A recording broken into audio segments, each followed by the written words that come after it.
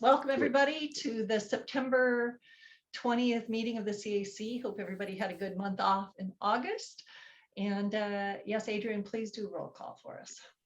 Yes. Member Landry. Member Landry. Member Hugh. Here. Hold on one second. Yes, and you're serving as an alternate for Anna Olivia. Member Lou. Present. Member Swaminathan. Yeah. Member Locksmith. Yeah, I'm here. Member Talria. Present. Member Pacheco. Member Mutzenberg. Here. Member Frank. Present.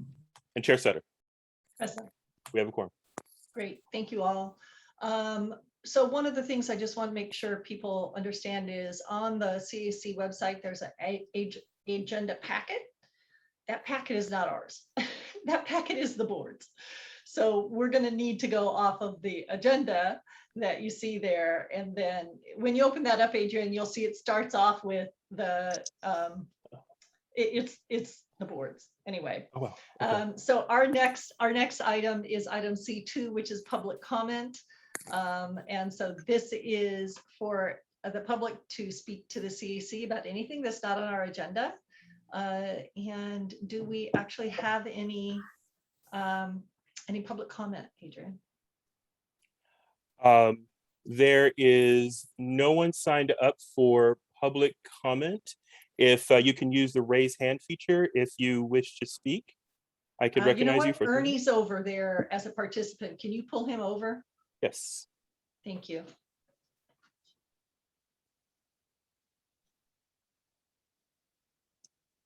Okay.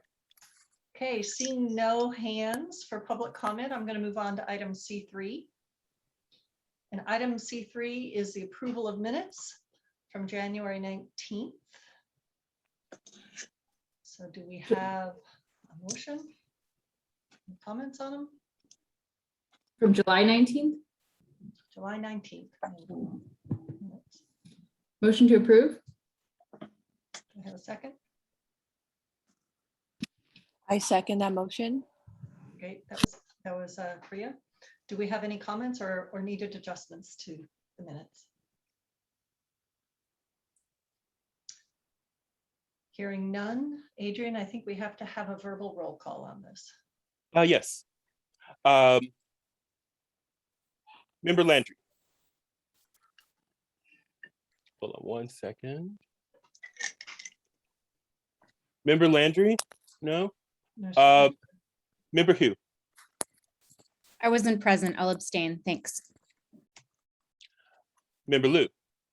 Yes. Member Swaminathan. Yes. Member Lakshman. Yes. Member Talria. Yes. Member Pacheco. Yes. Member Mutzenberg. I will abstain since I wasn't at the last meeting. Okay, thank you. Member Frank. Yes. And Chair Sutter. Yes, Thank you. The motion passes. thank you. All right, so we're going to move on to our next item, which is our CAC chair and vice chair elections. Adrian earlier this month sent out a Word document that indicated and showed the responsibilities of the chair and the vice chair. I'm going to go over those just briefly, just to remind everybody this is that you can be chair for 2 years, vice chair for 2 years. You can swap them. So you could be chair for 2 years, vice chair for 2 years, or vice versa. But this is an unusual year because both Jane and I have been in our respective positions a little over 2 years. Our 2 years were up in July, but remember, we offered to continue on through this month and hold elections in September because everybody was so new. And so hopefully you've had a chance to see how our CAC functions, and I think if we had actually been in person, I would have been having some side conversations to see who's interested. But given that we're in a virtual world, I would like to know if there is interest or who is interested in putting their Hold on, name what's his- forward for the chair position. And Cynthia, I see your hand is up, and Adrian, please note that Cynthia is now present. And actually, it looks like she's over as an attendee, so if you can pull her over I- to become panelist. I am not able to, I think it's the way that she's connected to the meeting, not able to promote her to panelist, so I'm just allowing her to speak as an attendee Great. until I can. So right now she's as an attendee. Okay. Oh, God.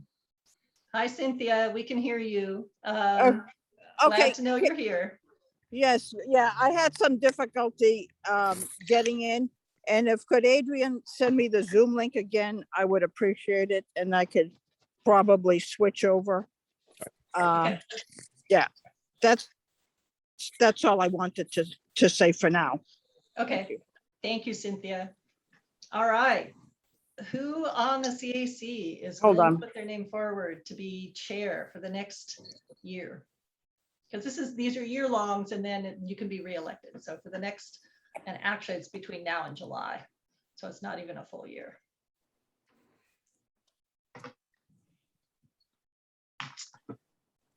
All right. I'm not seeing any takers here, folks. We need somebody to step up.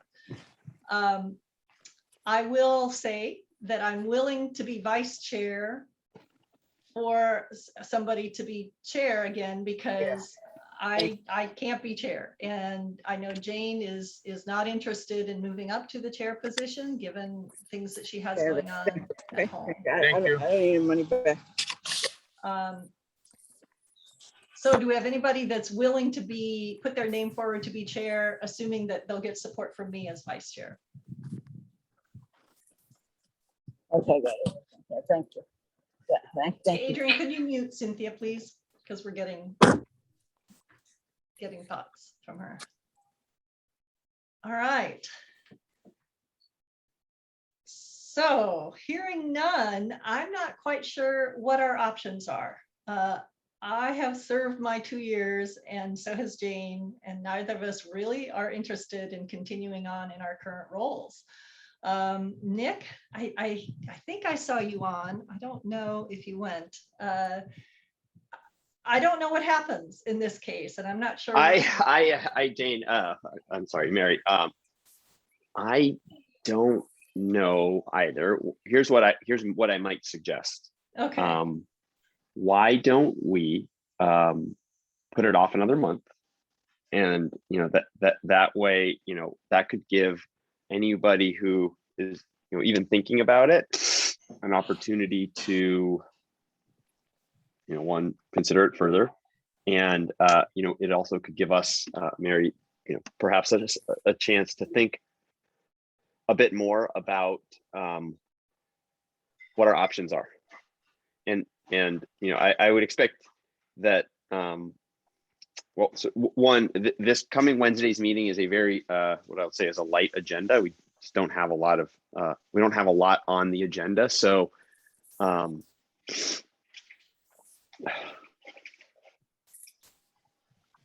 yeah, that would be my best suggestion, is that Okay. is that we give it a little bit more time, and perhaps you and I and Jane have a kind of a brainstorming session about how we can best proceed. Okay, I'm going to put a few people on the spot, just because we have had folks that are long-term on the CAC who have already expressed an interest to not participate, to not be chair or vice chair. So essentially, we have Joel, and I've already talked to Shiva, and no, he's not interested. Vijay, Priya, and William. So you're our 4 options. I will think about it, and maybe next month I will let you know, or before next month. Okay, I certainly would appreciate it. Joel, is this anything that you would be considering? And I really am sorry to put you guys on the spot here, but I just want to let you know that there were many people on the line, and there's 4 of you really that it's going to come down to. And Priya says she's willing to chat. Great, perfect. I'll set that up with you, Priya. Joel? I haven't thought about that. So I know that we have the election this meeting, but I didn't plan to to volunteer for that. But based on the situation, I will put more thought. Okay, all right. Well, I appreciate it, folks. And Jane, I'm gonna have to put you on notices. I can't make the October meeting, either the October meeting or the Wednesday after. I'm out Okay. of commission, so we'll see Yeah. how it goes. But I'll be able to talk to folks prior to that. So Yeah, as a plug for it, it's really a great way to get to interact with the staff more and get more involved on issues, particularly issues that are of, interest to you, interest to the community. I found it rewarding to be the vice chair. I just don't have the bandwidth to do the chair position, given other obligations. So, don't be afraid of it. It's a fun way to get more, and the time commitment is not overwhelming. okay, so given that, we're going to put these on hold, and I would say, Kate, yes, unfortunately, alternates are not eligible. But if you're at all interested, or Lisa as an alternate, if you're interested, I want to circle back with Nick then and see what we can do about that, possibly. All right, I'm going to move us on then to item C5, which is the chair report. And part of this actually speaks to one of the questions that I saw in the chat, whether or not CAC is going to be virtual now that the state is slightly opening up. And I was having conversations with Adrian just prior to this meeting, and the long and short of it is probably, but it may be that we have to every month say, and next month we're going to be virtual, and everybody chooses to be virtual. I think this is something that EBCE is just trying to work through for the board, and similarly for the CAC. So unfortunately, I don't have a definitive yes or no on that. But Adrian, if there's anything more about that you feel I mischaracterized, please let the group know. Oh no, the legislation which facilitates the new virtual process was just passed last week, and so we're still working. We're still reading through the legislation, but it does offer a path to virtual meetings. Contingent upon a monthly vote in a declared emergency period, which would allow for virtual meetings to be held without having to publicly notice your meeting locations. So it would be a continuation of the process that we have today. And I know personally, I would recommend that for the CAC. I think it works out pretty well for us because everybody's coming from their jobs, and it allows us to start at 6. CAC meetings used to start at 7 to keep people, to make it so people could go from wherever their job was to wherever we're going to meet in person. And so I think moving it back to 6 and having it virtual seems to work for us, with the exception of then you can't do these side conversations like I wanted to do to figure out who would be willing to be chair. But so I wanted to let people know that. There were a couple other things in last meeting. There were 2 things that were brought up, and I have looked into both of those and wanted to get back to the group on this. I talked to staff at the end of the month, or the end of the last meeting. We wanted to know about what options were being considered to take the place of the battery peaker plant that fell through in Jack London. And it wasn't a local development business plan effort that is being really managed by JP and his team. It was a procurement effort. And at this point, my understanding is, staff is looking at various things, but there's nothing really even on the table to consider at this point. So there's not much there.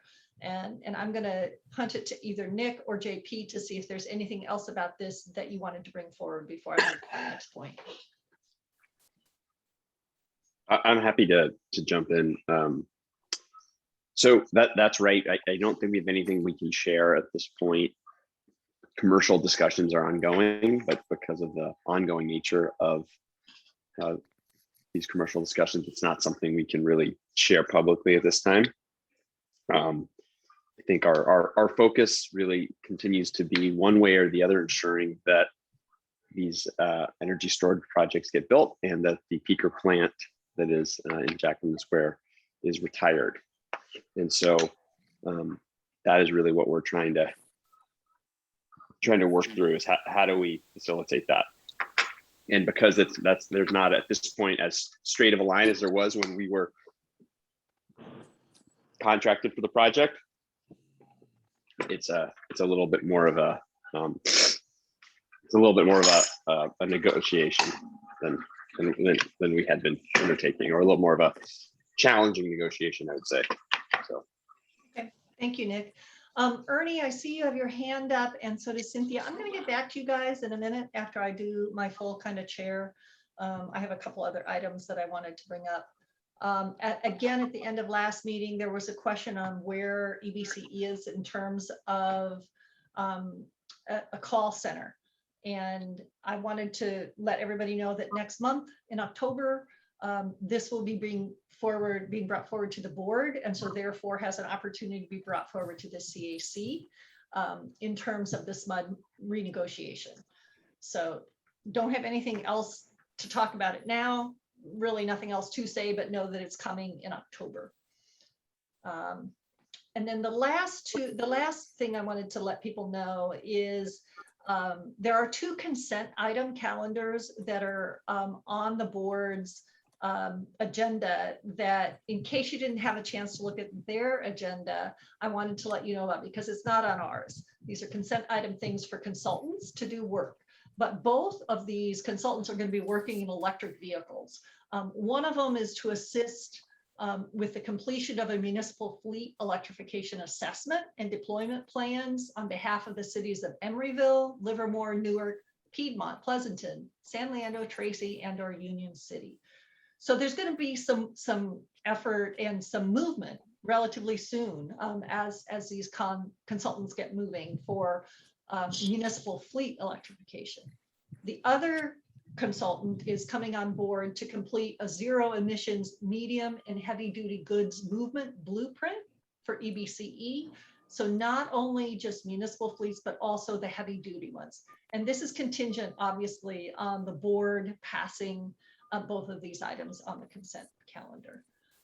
But I just want to let people know, because we're not talking about here, that there are things being put forward for electric vehicles on a couple different levels. Hey, Mary, Yes. if I could just add something. Yep. So just to note, the item on municipal fleet electrification is really a continuation of work that has already been going for the last year and a half. So we've had Frontier on board. They've already completed a fleet electrification study for the city of Berkeley. We have one underway for Hayward. We have multiple kind of ongoing on that, and it's a piece of work that's been continuing. We put some more money in this year's budget in recognition that all of our cities hadn't participated in the first round, and we had new cities. We wanted to make funding available for the new cities that have joined the CCA. So just a slight modification there.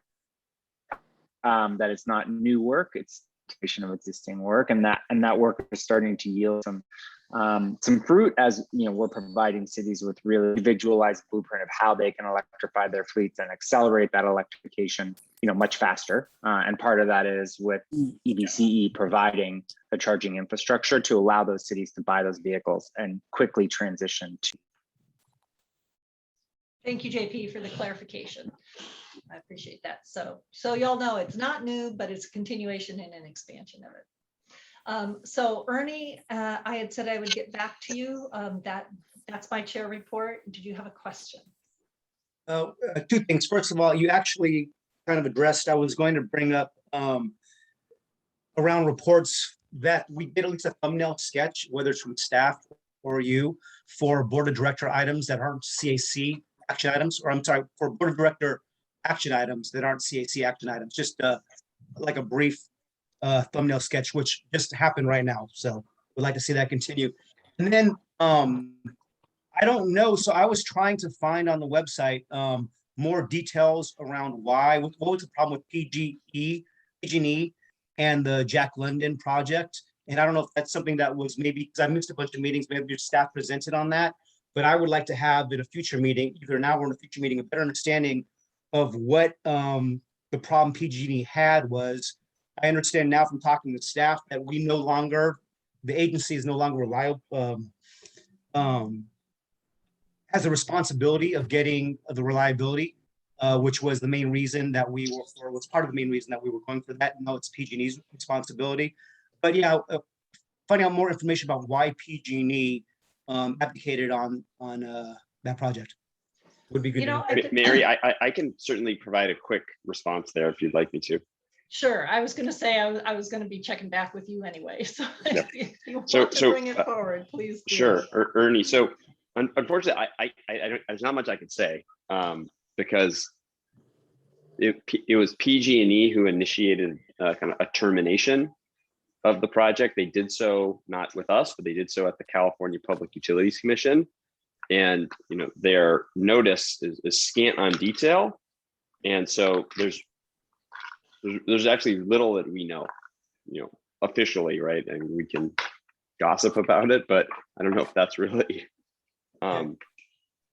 So unfortunately, there's just not a lot we can say other than what's in the public record, and what's in the public record is there's pretty scant detail in the public record. The main thing that was in the public record was referring to the fact that the project was facing some interconnection delays. Okay, as well, so I guess I had assumed that PG&E would have shared more information with the agency. I'm only temporarily surprised to hear that maybe they didn't. Okay. Is that do you know, Nick, is that something that we can actually ask the CPUC for more information on, or is this all considered confidential? Yeah, yes. I mean, certainly. I think that because of partially because of the nature of this contract, where we had a contract with Vistra and then PG&E had its own contract, there was always a very strict kind of firewall between us and PG&E as it pertains to this project. And so all that communication is very much kind of in the official record at the PUC. Okay, to state the obvious, and I know you feel it as much as I do. I mean, that seemed to be such an example of replacing the worst of the worst with like the best. So yeah, very frustrating that PG&E opted out of that. So I will ask the CPUC if I can get more information. Thank you. All right. So that was the totality of my chair report. The other thing I'm going to say, Ernie, is the CAC agenda does not always cover the full board agenda. There are things that are not put forward, given the things that I feel are important for the CAC to spend time on. That's my prerogative as the board or as the chair. So in all cases, I can't necessarily give, or whomever the chair is, won't know more about it because they don't. You can see what's on the board agenda and you can read what's there, but that's about it. So, but I think that it's a noted point and something that I guess Jane is going to get to do in October as part of the chair report to indicate what is and is not included in the CAC one. I think it's good. So thank you for that. All right, I'm going to move on to item C6. Item C6 is an informational item for us. It is an action item for the board, but this is, it talks about the power source disclosure, the annual report, the power content label. These are all things that my memory of this from previous years is these things are kind of set in terms of what they are and how we get there. But I wanted us, the CAC, to understand what these are for 2020. And then we can definitely ask questions about what we're seeing. So Jim, I thought I saw you on. Are you presenting or is somebody else? I'm going to present the material. I think I'll just go through the board presentation and kind of hit the high level stuff out of it. Yeah, that'd be great. Um, Thank you. And, I'll kind of speak, and when I start the presentation, I'll speak a little bit to the power source disclosure and then tie in, our 2020 power content label that kind of wraps into this as well. And I'll just kind of give it the high level once over. And then obviously, to me, the value is being able to answer questions that, that the committee here has as well. Okay, so again, the presentation, just at a high level, we would be talking about the power source disclosure program, kind of what the regulations say and what are the requirements. And then, the board item itself is asking for consent to accept the power source disclosure report, and then also to attest to the veracity of the data within it. And so as I go through this, I'm also going to talk about our steps in preparation of the power source disclosure report to kind of allow both the committee here and the board to see how we prepare this document, what kind of checks we have to make sure it's correct, and what kind of internal reviews we do as well. Then I'm going to talk a bit about the power content label itself. What is this and what do we use it for, and kind of the mechanisms and regulations and requirements of reporting within it. And then the kind of deep item is a discussion of our emissions and how we report emissions through the power content label, which is new this year. And then to wrap it up, I'll both be presenting our emissions from 2020 and the power content label itself. So that's pretty much it. Thank you, Adrian. So we'll start here with the power source disclosure program. So what this is, it's a program within the CEC that requires all electricity suppliers in California to submit an annual report. And this annual report is kind of a disclosure of the generation that occurred during a calendar year. What we do is we report purchased power, like every megawatt hour that we buy for customers. And we do this by source, so renewable, large hydro, and it's broken down to specific sources of renewable. And so it's reported on the power source disclosure report as a percentage of the total sales by plan. And so, for example, when we're reporting the power source disclosure program, we'll be reporting that Bright Choice is 39.6% renewable, and then obviously the other classes of the other two plans as well. So the kind of idea here is the overarching theme is to be disclosing the energy we purchased during a calendar year that then is shown to the customers in a way that they can kind of interpret what was delivered to them. Again, it's kind of the idea to have full clarity for the customers of what power was purchased them on their behalf. So moving down, again, this is a program by the CEC, the California Energy Commission. And again, the idea is to be reporting the generation that occurred in the previous calendar year. Next slide, please, Adrian. So this one is kind of walking through our process, because again, the board item is asking for the board to attest to the veracity of it, which is, to some degree, is it accurate and is it prepared properly? And so this slide will kind of walk through what we do when we prepare the power source disclosure report, and I'll talk through this here. So the first step is we begin with a review of the previous calendar year's data, because again, the power source disclosure report that we're filing this year in 2021 is looking at the previous calendar year. And so this includes reviewing our renewable energy credits, RECs for short. This is kind of, for those that don't know, the REC is kind of the currency for renewable energy. A REC is equal to a megawatt hour of renewable energy, and that's how we track these things for our reporting purposes, both for the PSCR and for RPS as well. And so we look at carbon-free, meter data for purchased large hydro, and then we look at the sales for the individual plan. So we're looking at the actual retail sales for the three specific plans, and we get that from our billing agents. And so we are trying to do kind of a large scale kind of dive into what occurred in the previous calendar year, both from purchase energy and from the sales to the customer, to start building the material that will go into the power source disclosure report. So the next thing we do is we will then validate all of that data. And so we have the RECs, we have the carbon-free meter data, and we'll be comparing this, or we had compared this back to the actual physical invoices. And so we're looking at what we actually paid for, what our contracts allow, to make sure that, everything is synced up. So, we paid for this amount of RECs, we received this amount of RECs, we were contracted to get this amount of RECs. And that kind of ensures the accuracy of the data from the actual physical sales confirmation all the way to what we're reporting within the power source disclosure report.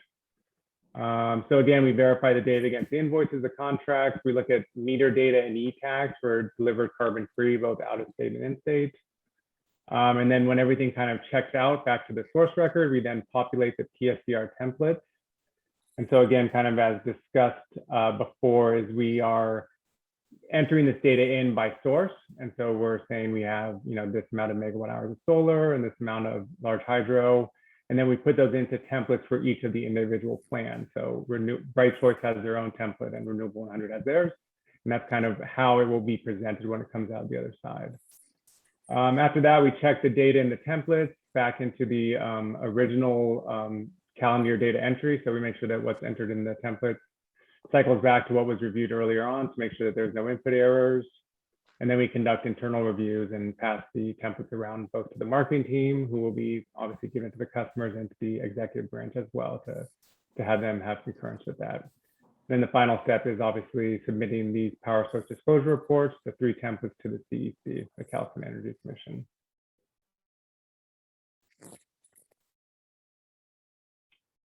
So that's the power source disclosure report. And these two have a tendency of being confused. They are under the same program, but they're 2 different items. So I'm going to move us from power source disclosure report in talking about the power content label. And they are linked by content, but in kind of action, they are 2 different things. So what this is the power content label is taking that data that we submitted to the power source disclosure report and creating the customer facing filing that will actually go out to the customers. And so we entered all this data in the power source disclosure report. This data is validated by the CEC after submission. And what comes out of this is an actual single sheet label that contains all 3 of our plans.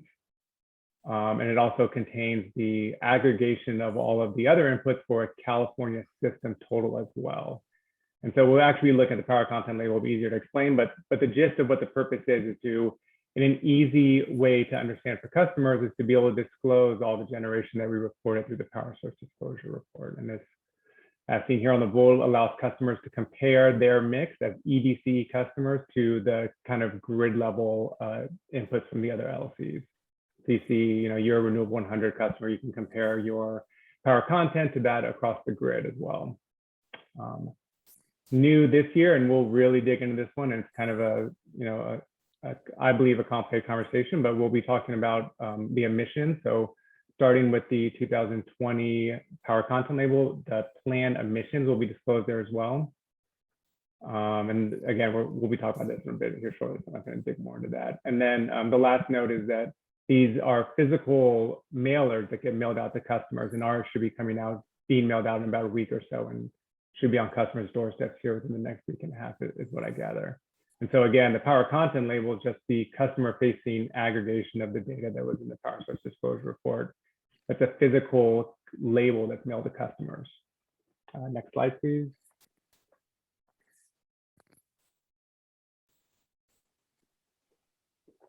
So that's power source disclosure report, power content label. Now, this is kind of tricky stuff. So I'm going to try to take this step slow, and I'll try to kind of walk the balance between really getting into the weeds on this stuff, but also kind of keeping at a high level to allow kind of questions to come from it.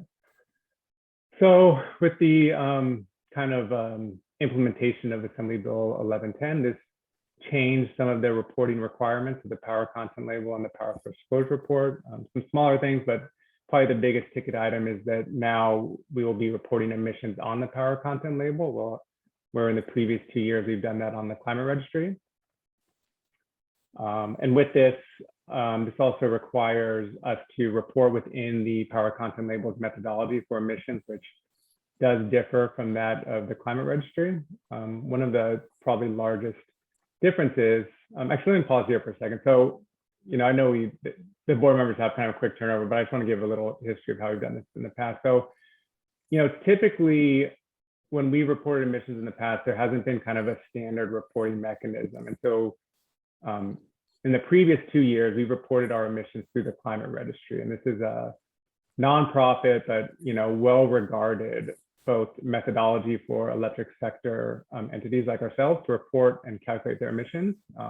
PG&E uses it, other CCAs use it, and we have used this in the past and had a lot of success reporting our emissions on there. And so again, that's getting us where we are now, but now we're reporting our emissions on the power content label. And with this, it carries a bit of a different way for calculating it. And one of the biggest differences that I found in kind of reviewing the emissions data is that we are required to report those emissions that are associated with PCC2 RECs. And I'm going to kind of speak to this and hopefully not go too far into it, but basically, you know, a PCC2 REC, I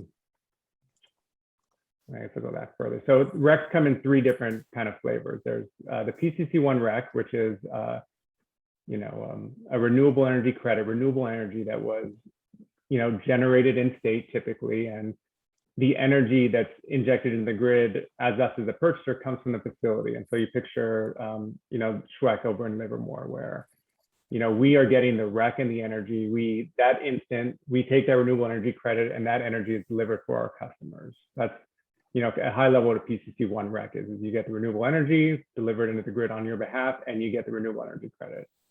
So the next one is a PCC2 REC, which we're talking about here. And this is, you know, typically from out of state. And so what happens is that, you know, a wind farm in Oregon generates renewable energy. We take the title to the REC, and that renewable energy is consumed, you know, in Oregon by customers. So it is injected into the Western grid. But in exchange for that renewable energy getting to California, substitute energy is injected instead. And that could come from, you know, grid unspecified. It can come from large hydro. There's no requirement for that bundled energy by source. And so typically it's a way for us to get renewable energy that is RPS compliant, that is renewable, but comes at a bit of a less cost to the PCC1 REC. And it's a product that EBC uses that we like and that we keep in our portfolio. And so the new methodology, which differs from the TCR, is that for every PCC2 REC we buy, it shows up in the emissions as unspecified grid power. And so under the TCR, these PCC2 purchases and the bundled energy would maintain their right to being renewable and would not have an emissions kind of increase because of it. And so now we're reporting within our emissions here in 2020 on the power content label, the additional emissions from our PCC2 renewable energy purchases. So that's probably the biggest difference in the methodology. There's some more stuff in there. I know it's kind of a lot to understand. I kind of live and breathe it, so I kind of can speak freely about it, but I'll take any questions on that after the presentation. But basically the takeaway is that our emissions are higher because now we're reporting those associated with those PCC2 REC renewable purchases. So one of the other kind of nuances to the AB 1110 emissions reporting is that we are limited to reporting our emissions only on the power content label and only using the methodology of the power content label. So we don't have optionality on how we can calculate or how we can report our emissions. So by the regulations, we moved away from the climate registry and are reporting as required through the power content label using their methodology. Take a breath there to kind of let that sit in there.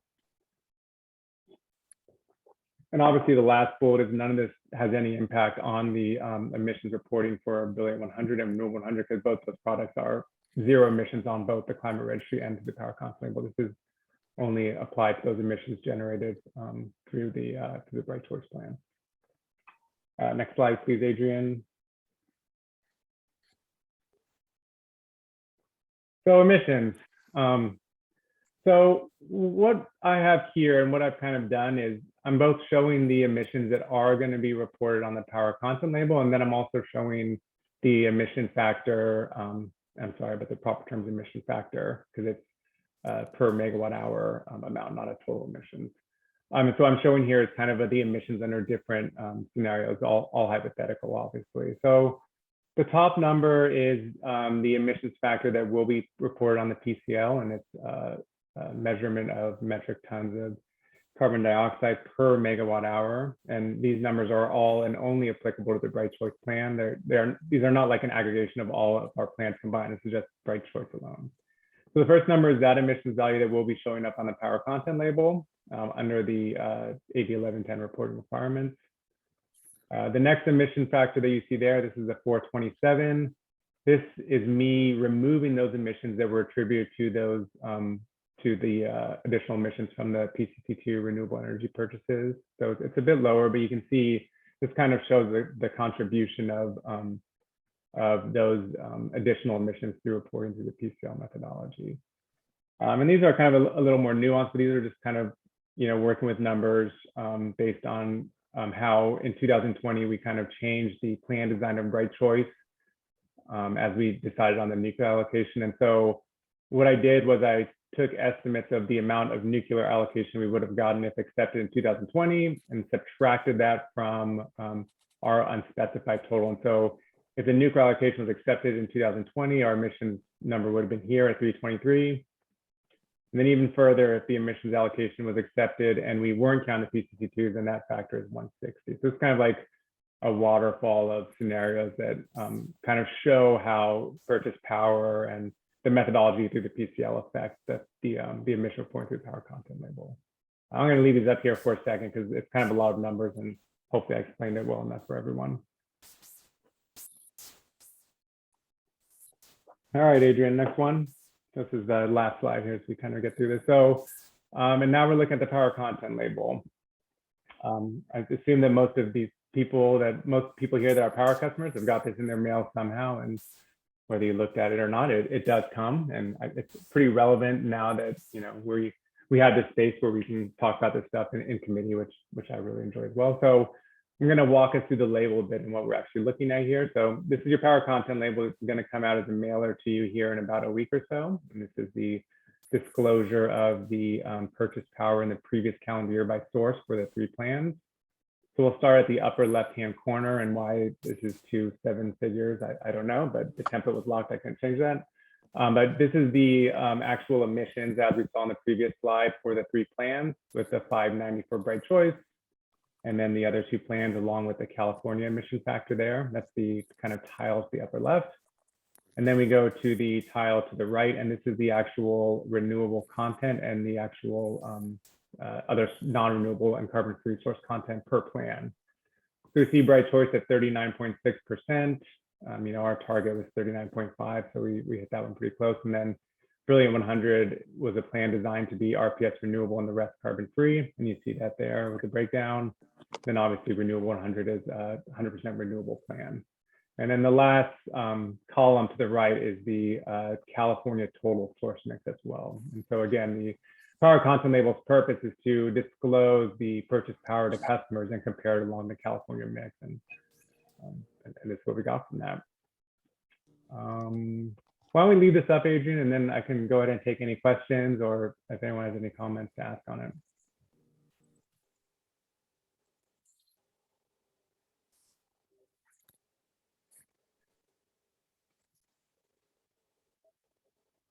So I see Ernie's hand. So Ernie, you want to go ahead and ask your question?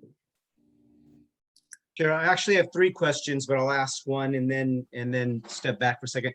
So do you have, maybe it's right here in front of me, if the agency didn't have Brilliant 100 and Renewable 100 and though everything was folded into Bright Choice, do we know what the emissions would have been?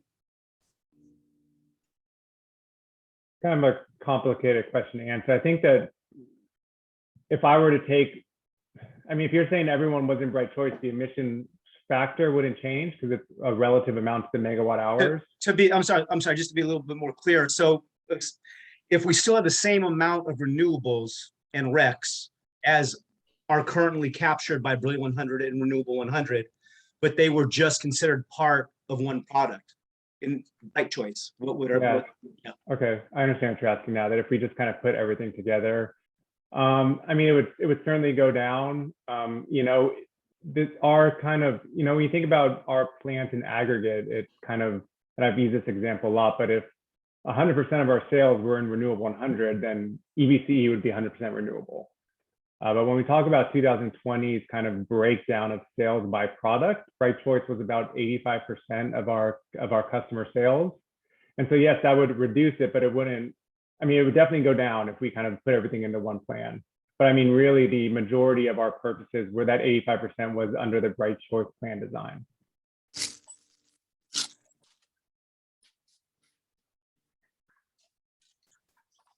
One follow-up.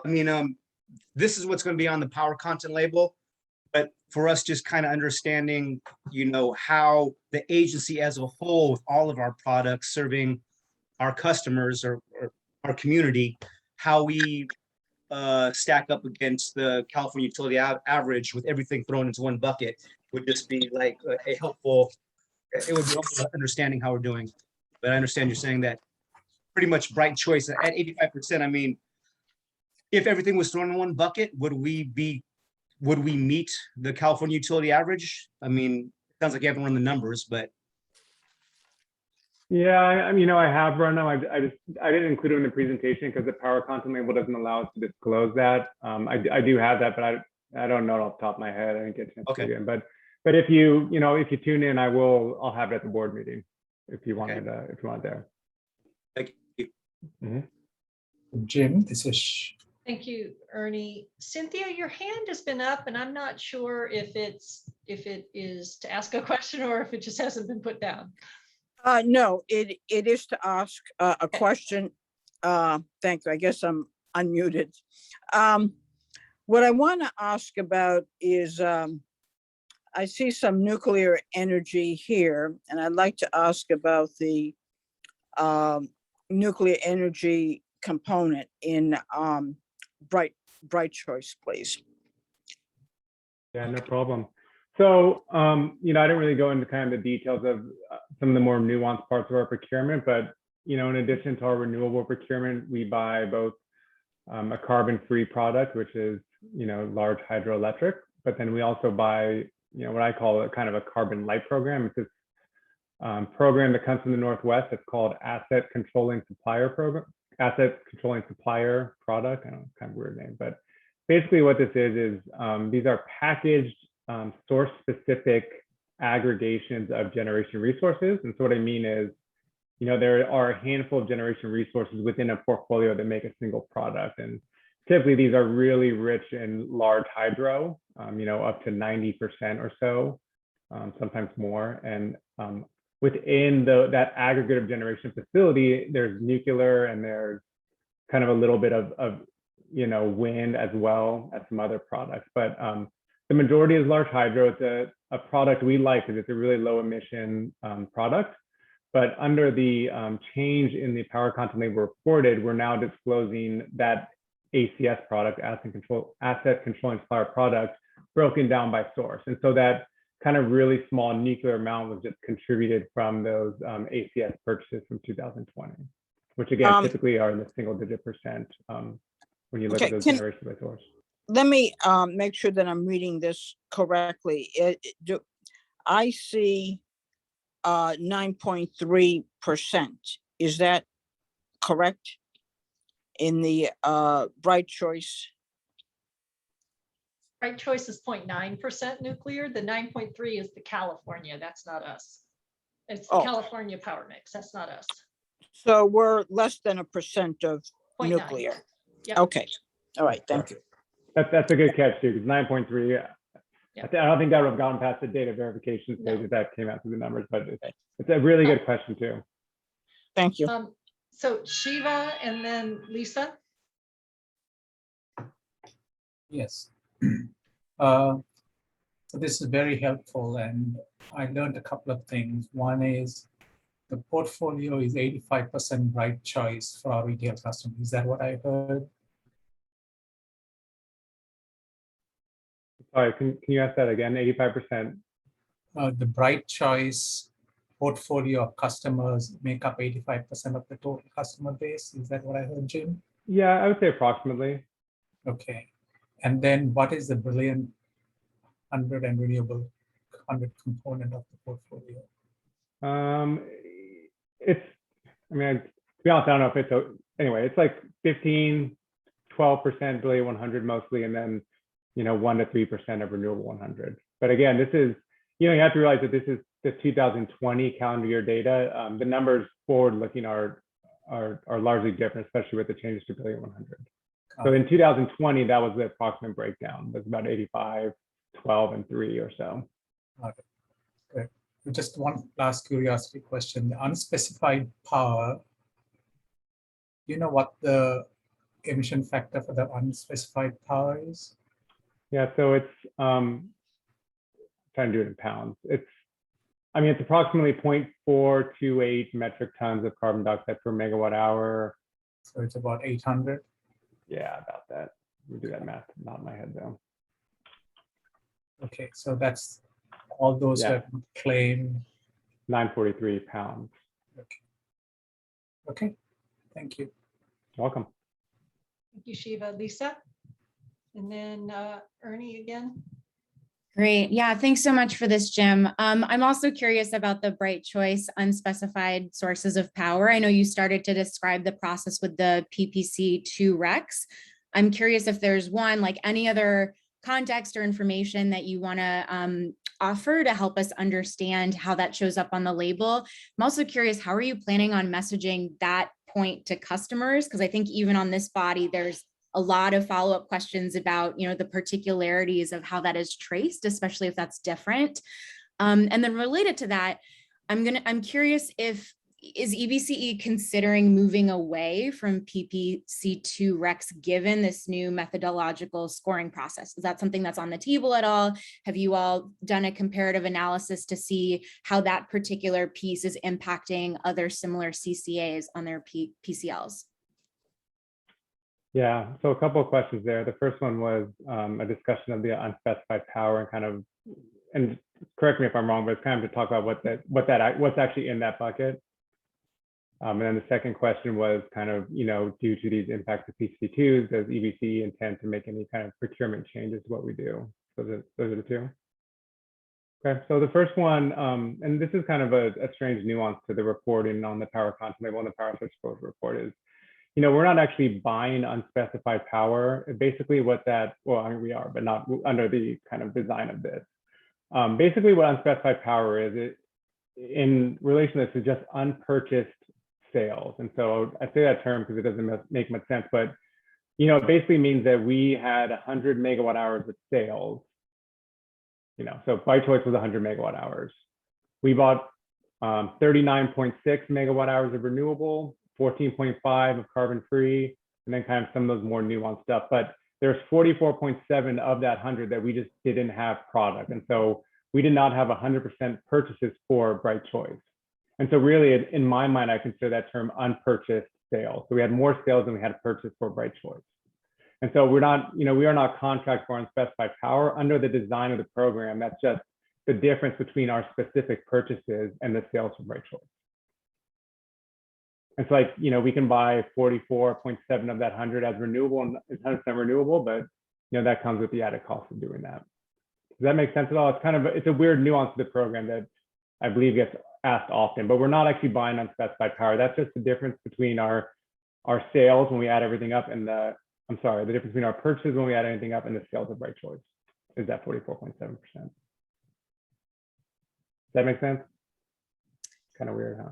Sorry, this is Lisa again. Yeah, and related to that, I'm curious, as you all are releasing the PCL, like what is your plan to message that confusing tidbit to customers? Have you created some language around that? Are you thinking about that at all? In the past, we've addressed that through kind of some labeling on the power content label itself, kind of speaking to this nuance. I know our marketing team I'm constantly in communication with them to kind of, help them with their messaging because I'm kind of on the front line of this, but they're really the customer facing entity. I know they have a really good grasp of kind of this concept, but I can't speak specifically to what they're doing. But I know in the past we've included both labeling on the website and labeling on the mailer itself to kind of, illuminate this. One kind of constraint of the power content label is they're really restrictive of kind of what you can do in the actual customer disclosure. Like you have to basically give the label as is. You can't even change the colors, and you can't really add like additional messaging around it. They're really kind of inclusive of having just the label and the messaging on it speak for itself. So we do what we can with the things we can do, but we're also limited by the regulations themselves. Anything else, Lisa? Well, she's out the second half of your question too. That was just the first half, which is also okay. So you'd asked about kind of, EBCE procurement based on the PCC2 emission that you see here. And, this doesn't surprise us. And AB 1110 regulations have been coming for a while. And, I reported on this last year, lucky for me to be able to be the one that always discusses emissions with the board. But, we made it clear that because of this, that these emissions would be increasing this year. And we did that again earlier this year, kind of talking stylistically about, what the impacts are and what the emissions could be as well. I have no answer to you about kind of changing the design. Us in Power Purchasing really like the PCC2. It's a renewable energy. It's an RPS product. There are alternatives. There are PCC2s that you can pay extra to have the actual specific energy come from carbon-free sources. So, I talked about kind of this unknown energy coming into state when we buy this, and you could make that energy known and reduce your emissions. But, at some point that starts approaching the cost of the PCC1 rec anyway. And so, there's no real answer why you would get a clean energy PCC2 when you can just get a PCC1 instead. And so, it's kind of what we're trying to do in EVC, which is, have a clean, renewable plan for customers, but also be able to keep it cost effective and approachable for large swaths of people. And that's kind of, that always comes in hand when we decide kind of procurement strategies. But again, I can't speak to future strategies. I don't think we made a decision on that, but, we're aware of kind of these impacts going into this. Okay. Hey, Ernie, I was going to have you go, but instead I'm going to have Jane go because she hasn't had a chance to ask her questions yet. So Jane, and then Ernie, Shiva, and then it looks like Cynthia, you have another question as well. If you guys don't, please put your hands down. Jane? Thanks, Mary. This is kind of following up a little bit on Lisa's question. I just want to make sure I'm understanding correctly. So PCC2 now is included in unspecified power, is that correct? No, so so the PCC2 still shows up as renewable in the percent, but we're having additional emissions in the emissions total from those. So for every megawatt hour PCC2 in the emissions, you can claim the renewable, but you have to also claim the emissions, basically. Yeah. So it shows up there in those renewable percents, but then when we calculate the emissions, each megawatt hour of PCC2 counts as the same emissions as unspecified, regardless of source. Okay. Which honestly, when we have the source data, and it was a good deal of it was from large hydro and zero kind of carbon sources that were injected in California. But these are the regulations that we have to work within. And then in terms of on the eligible renewables, where are we right now, and do we have published anywhere like the percentage of contribution of RECs, whether PCC1 or PCC2 versus like direct purchase power agreements, kind of covering those categories? So there's two questions there. There's, where are we in kind of the breakdown of, renewable energy from our long-term contracts, the breakdown of PCC1s and PCC2s, and then kind of where are we going with that? We do not report that data regularly.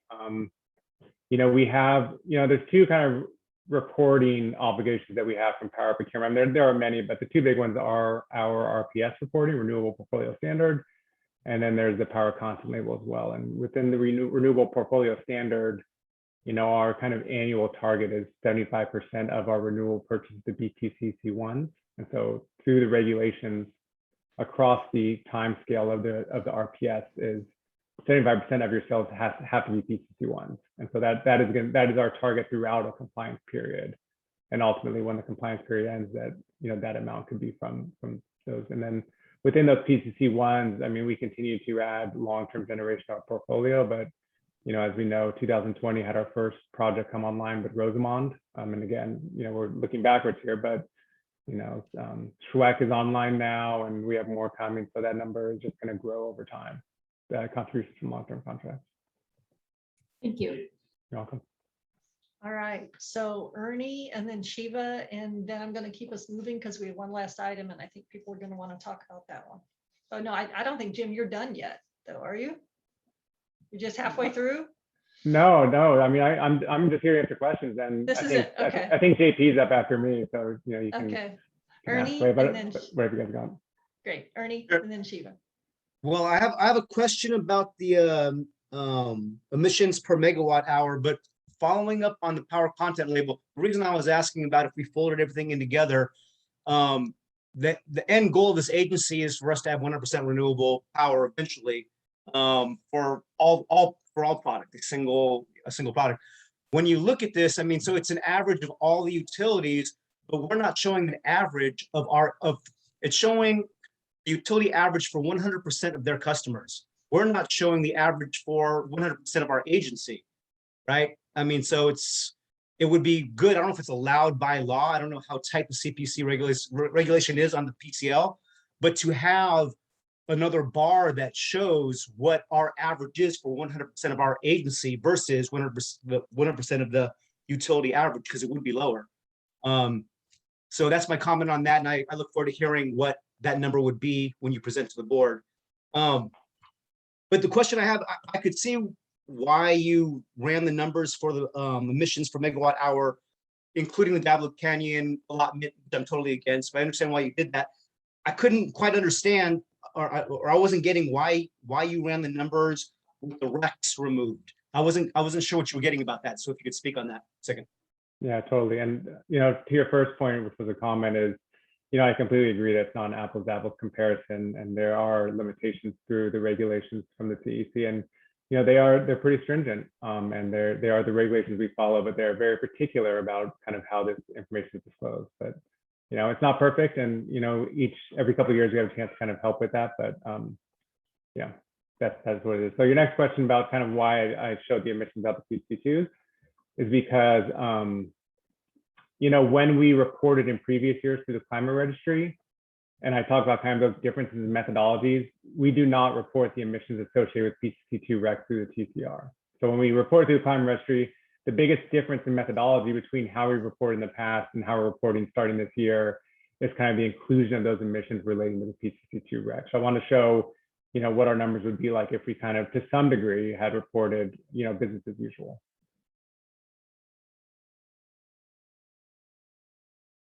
Good questions too. Great, thank you, Ernie. Shiva, last question, then we'll move on. Yeah, my question is, if we included PCC2 and PCC3 as zero emissions, what would the bright choice number be? Less than approximately. Yeah, so good question. So,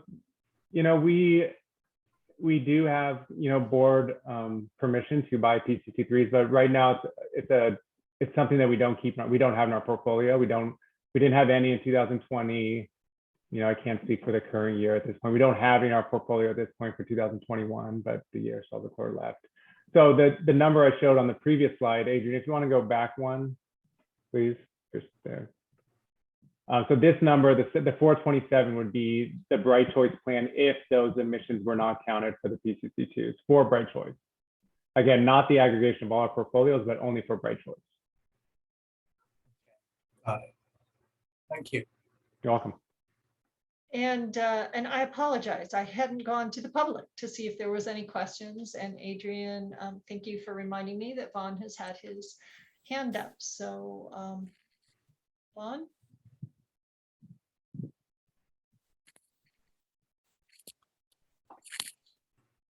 Okay, I'm assuming you can hear me.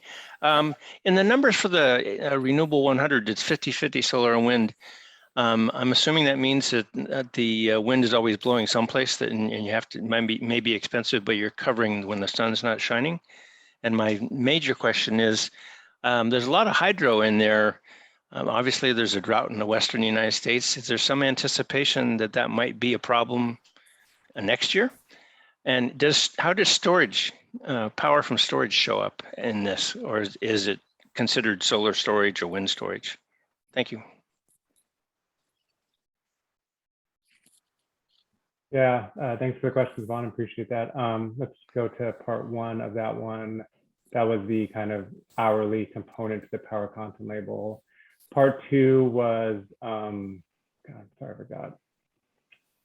Part three was, let me see.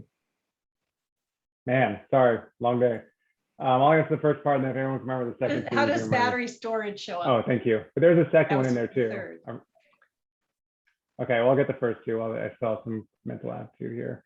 So, what you asked is an interesting question. The power content label isn't really a device that has any kind of hourly weighting. It's, it is merely a way for us to show what was purchased in a year and what wasn't. So, renewable 100, basically, it's a math game. If we had 100 megawatt hours of sales and 50 megawatt hours of solar purchases and 50 megawatt hours of wind purchases. It is not relative of the true energy that's delivered to a customer, because that is independent of the power source disclosure report. That is a Cal ISO operation, choosing what megawatt hours go to which households. And so those two are not really linked. It's an interesting thing to explain, and it could take a long time to do it.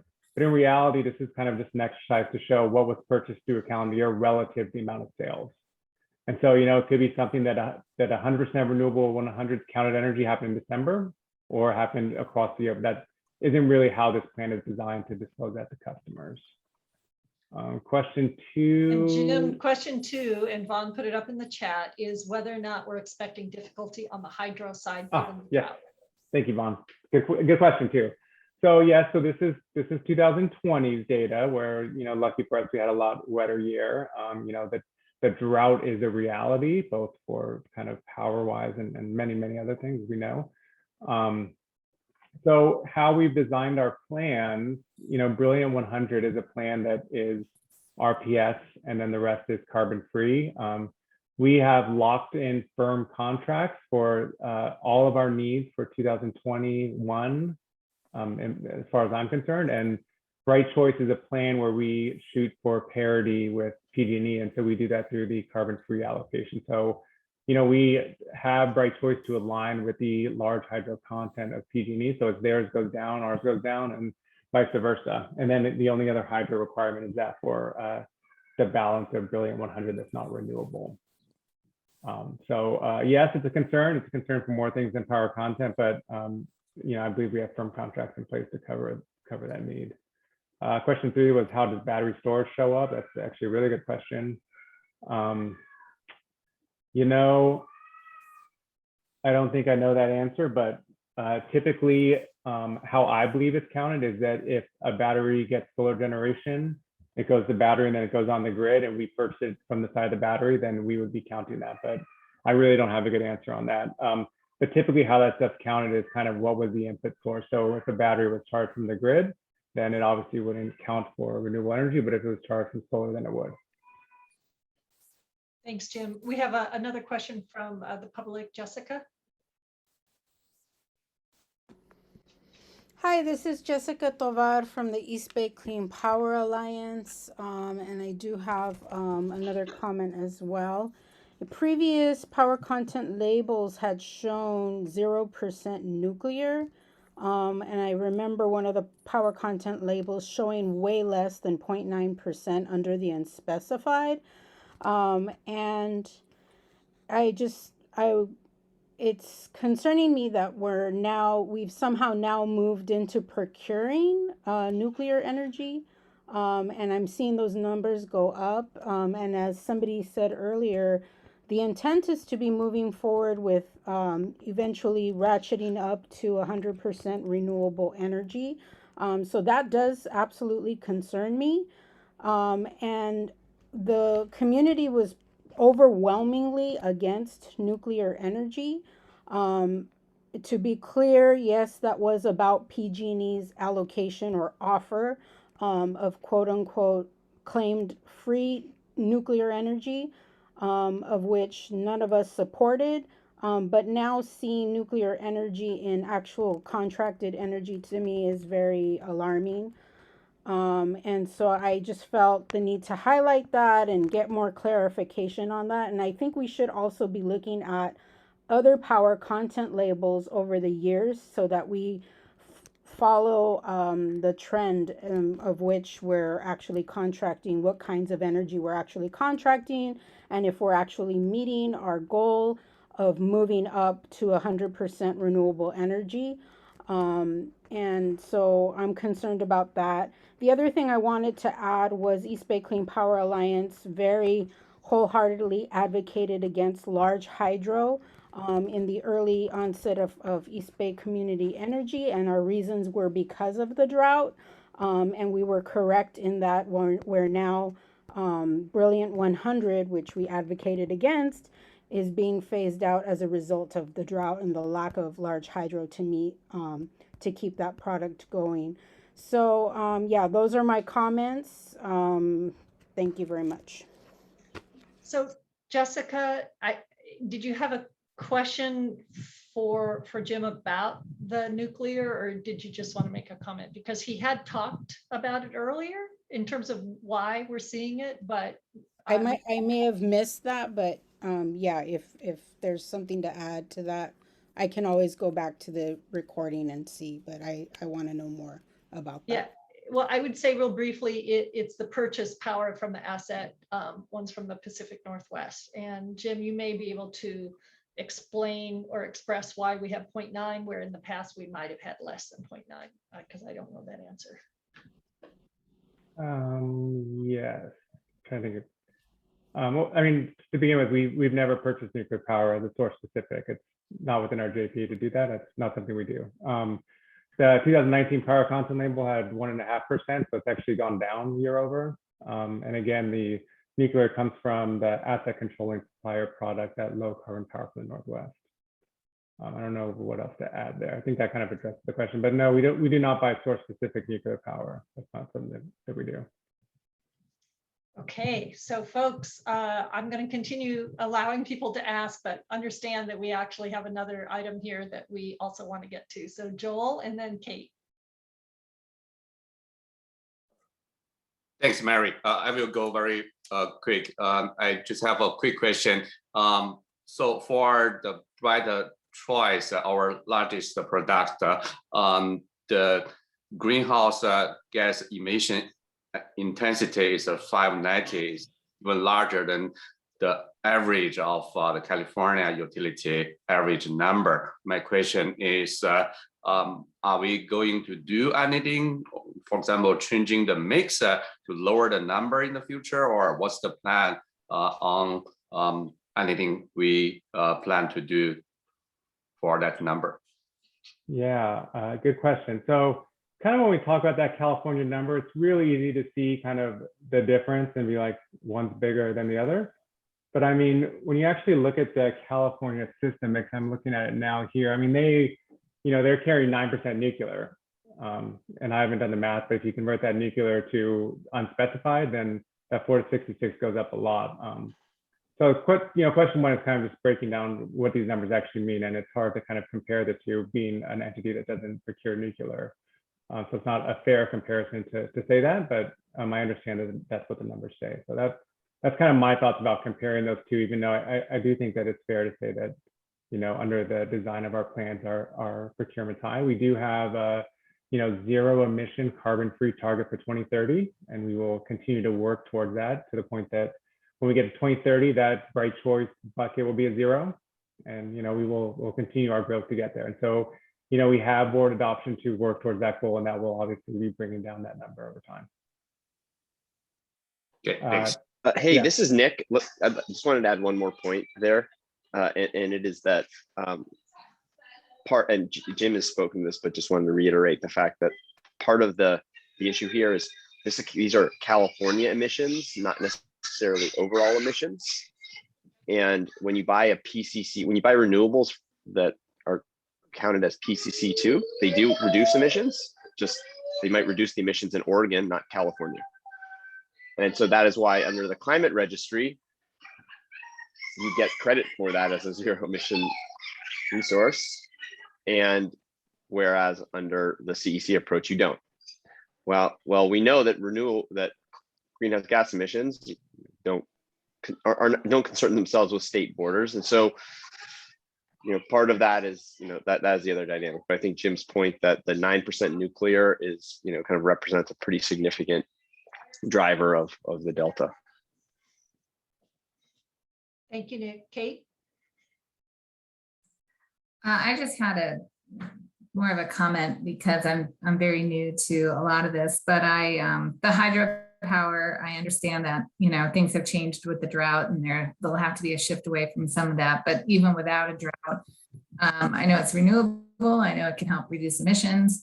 I still thought hydropower had a lot of negative impact, other environmental impacts that, would be bad in terms of, local flora and fauna or just different impacts that way. So I was just curious if there had been a lot of robust discussion about hydropower is what is the right blend, or, drought or no drought, should that be, a bigger or smaller part of the portfolio. And the same way I heard there had been a lot of debate over nuclear.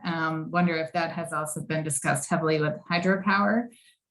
Since one of the speakers had mentioned to environmental concerns over that. And I was just wondering if that has been an issue that has been covered or talked about, or will it be in the future?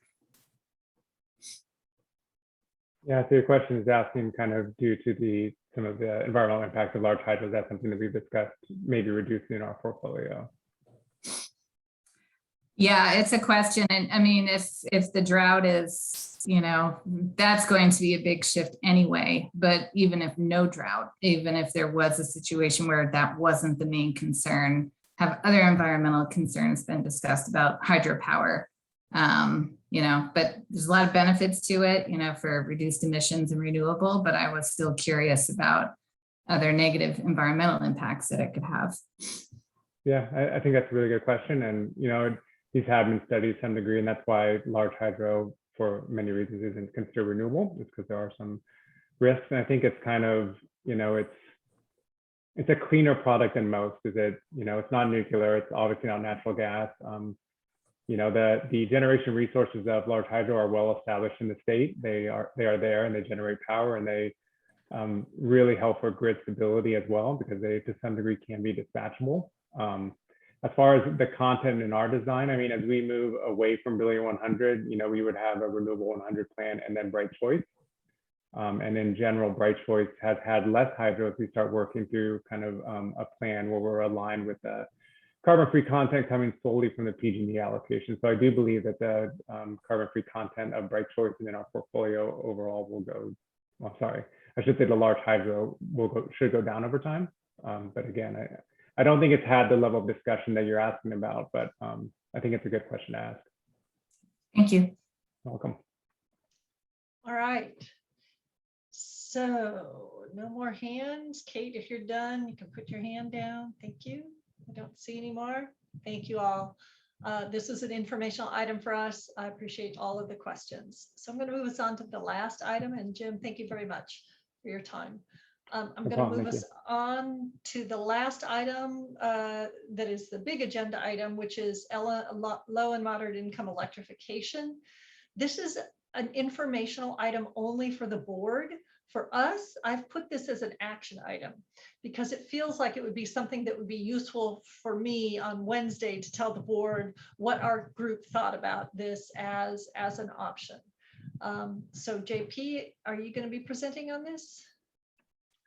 Yeah, I'll be presenting. And Mayor, just so you know, this is an information item for the board, and then we will be bringing it back to the board as an action item in October.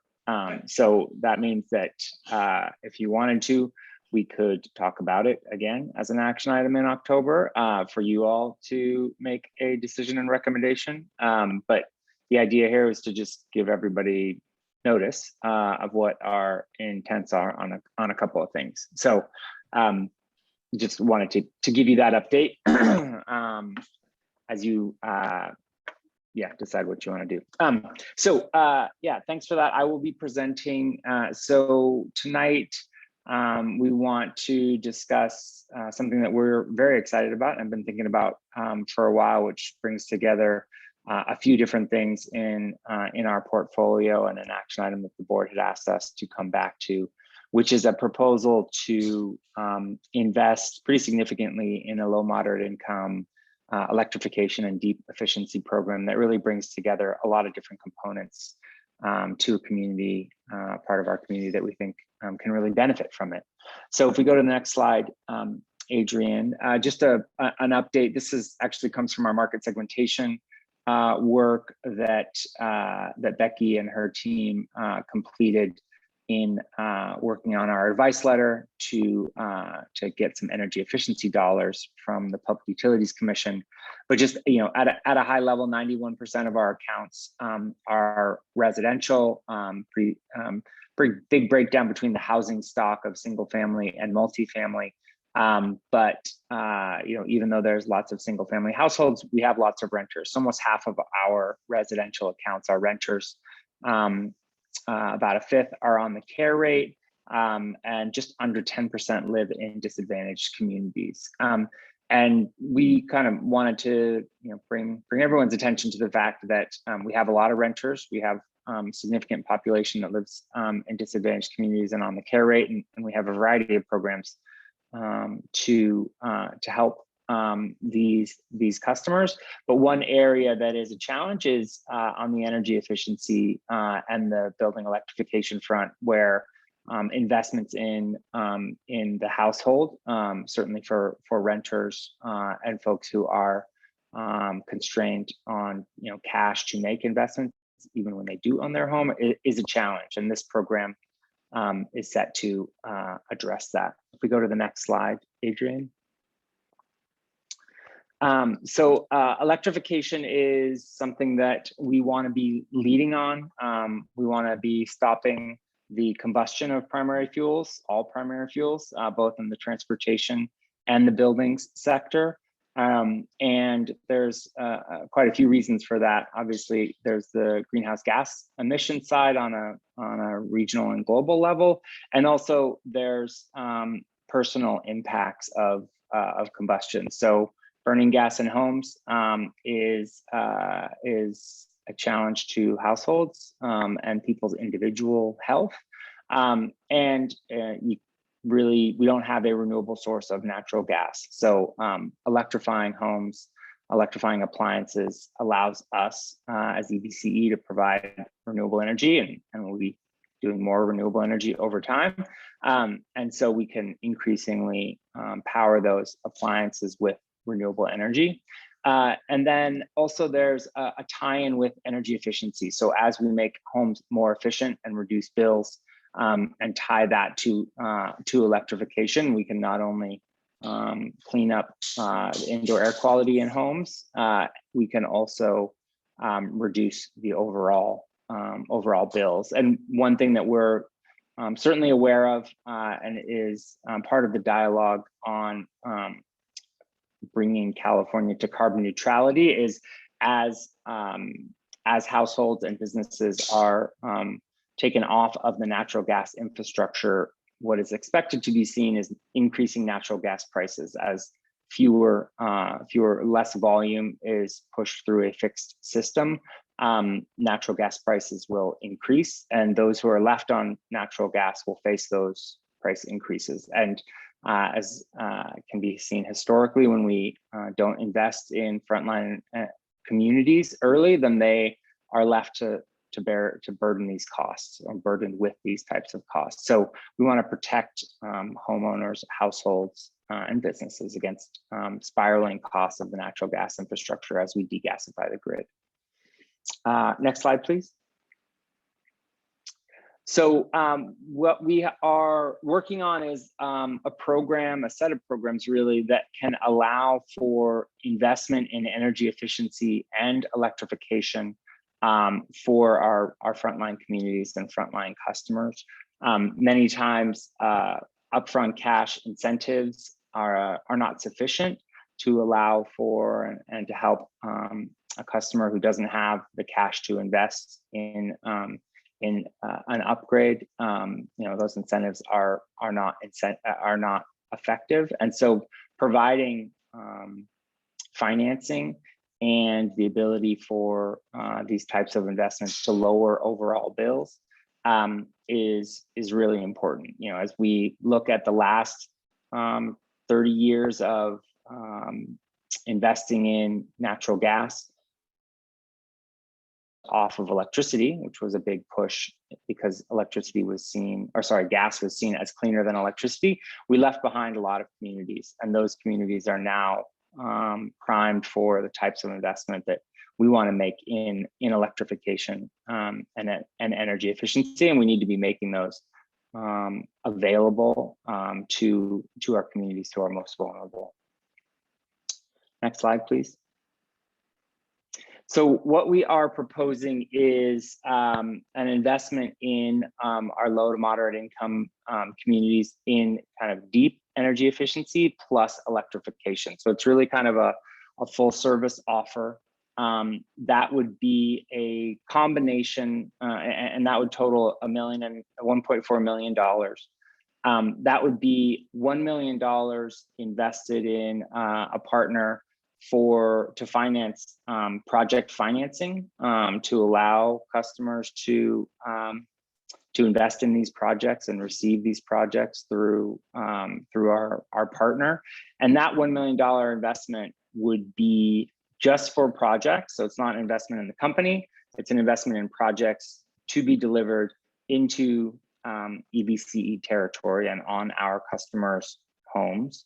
And we would be investing this money in what's called a junior debt position. So it's kind of a first loss position. And by doing that, we reduce the cost to the customers of getting this efficiency and electrification by 1% to 2%, which is great. It makes it more applicable and easier and lower cost for our customers by us taking this position.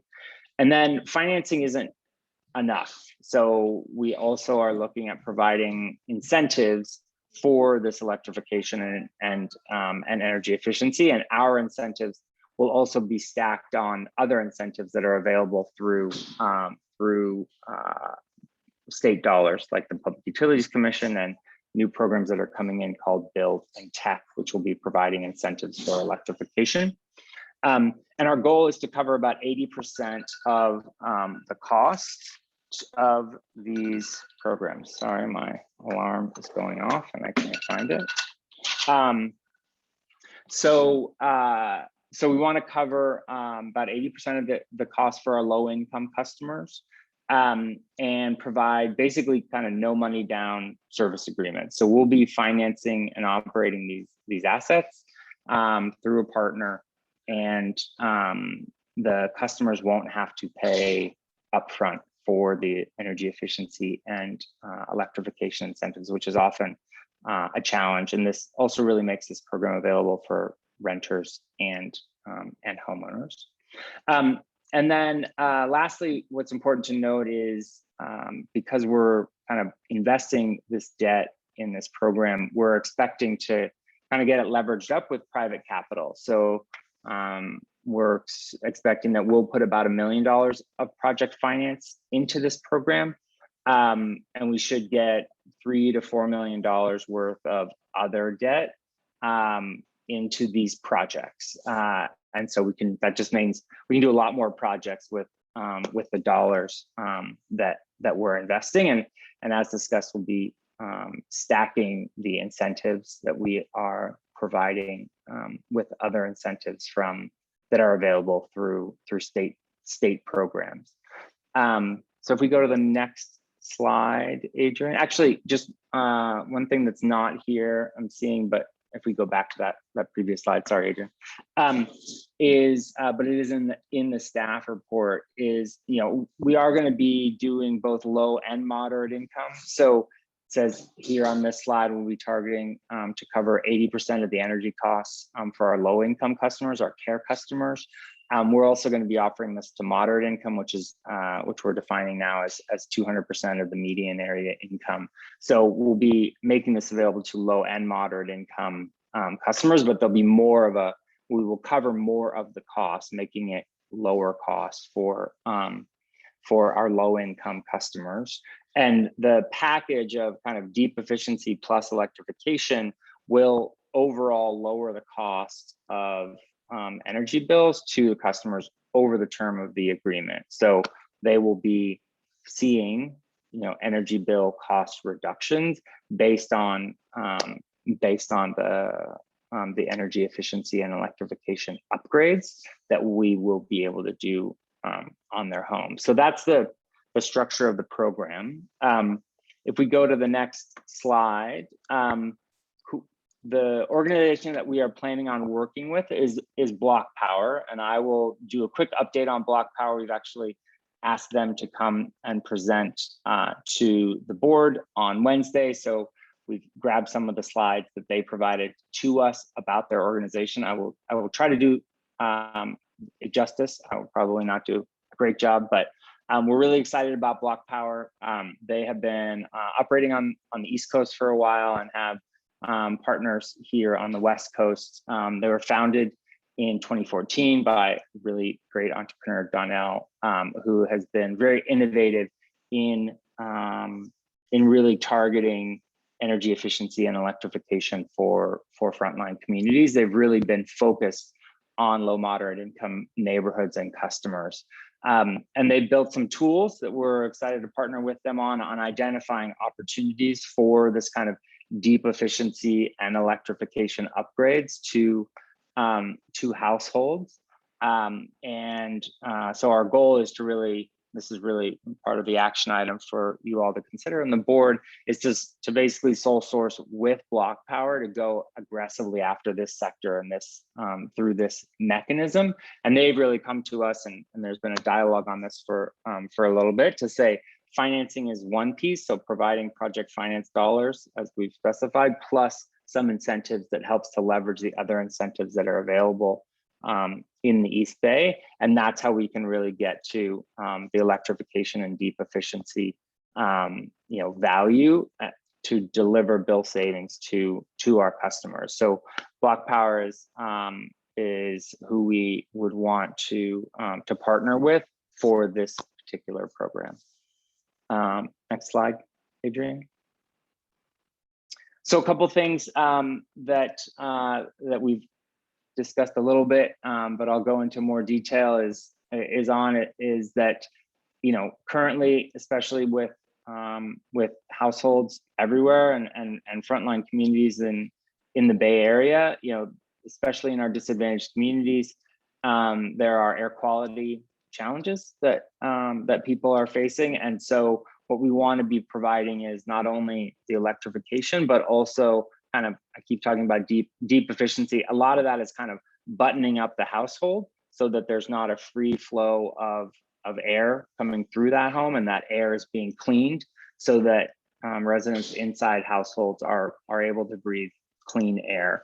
So the proper ventilation and the installation of filters to make sure that household air is clean also has the added benefit of kind of buttoning up the house so that when you start to do more efficient space and water heating and cooling, you're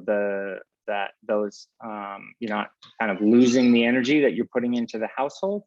So those are kind of key critical elements that need to go together. And then lastly is the no money down effort and proposal that Block Power has, which is really bringing this financing to the table so that customers are able to receive these upgrades to their homes and not have to spend a lot of money to do that. A lot of these are pretty big ticket. We're talking generally $25,000 to $35,000, $40,000. It's a big investment. There's a lot of deferred maintenance on homes, and so we're kind of trying to put everything together to button up the houses and make this offer really available to our LMI customers.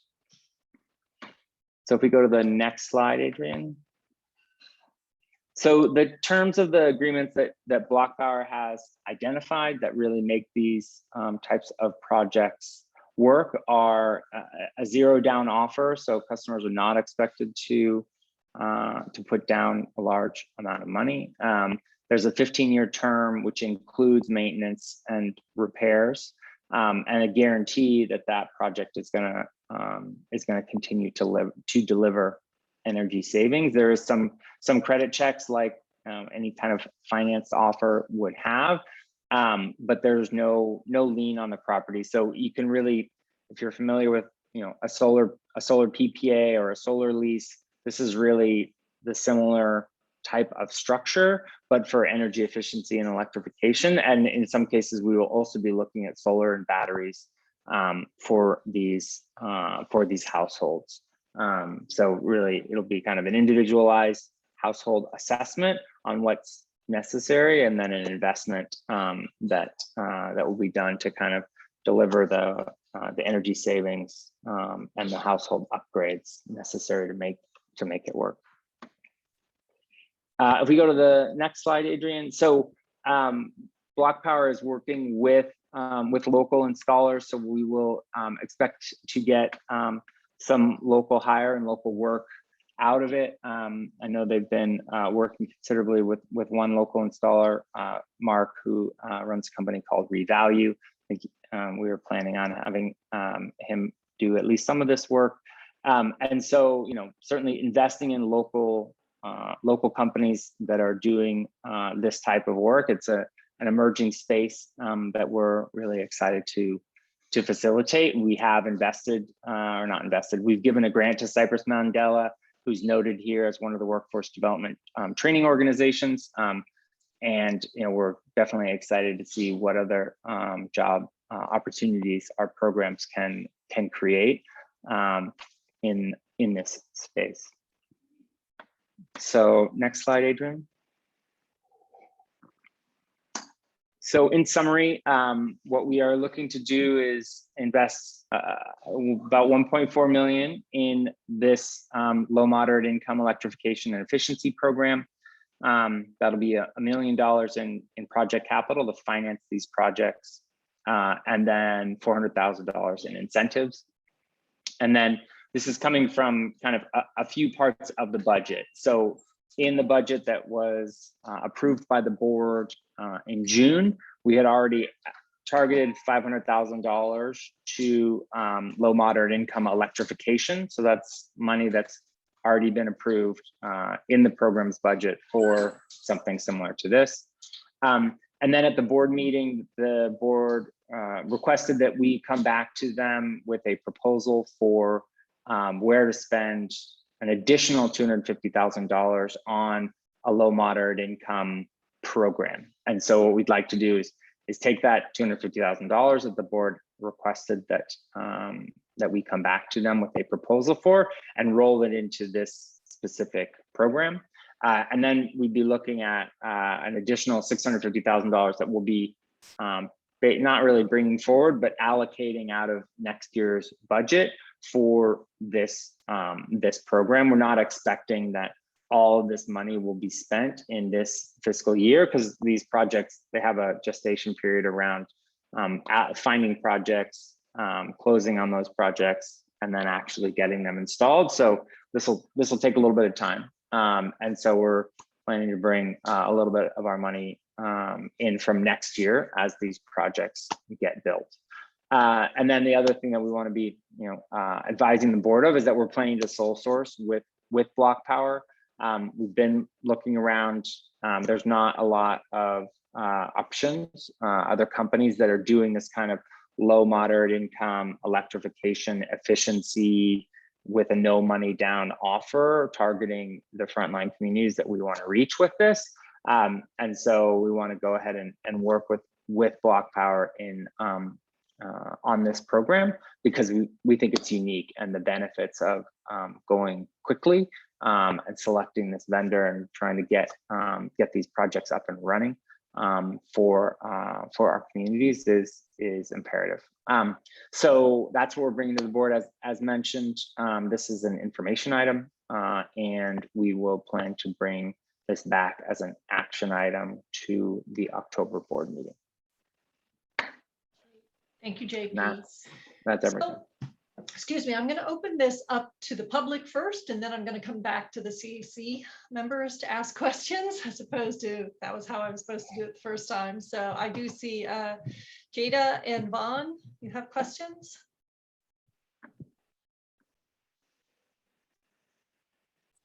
Yes, I'm going to recognize Jada and then Vaughn. Hold on, I'm just going to recognize Jada now. 1 second.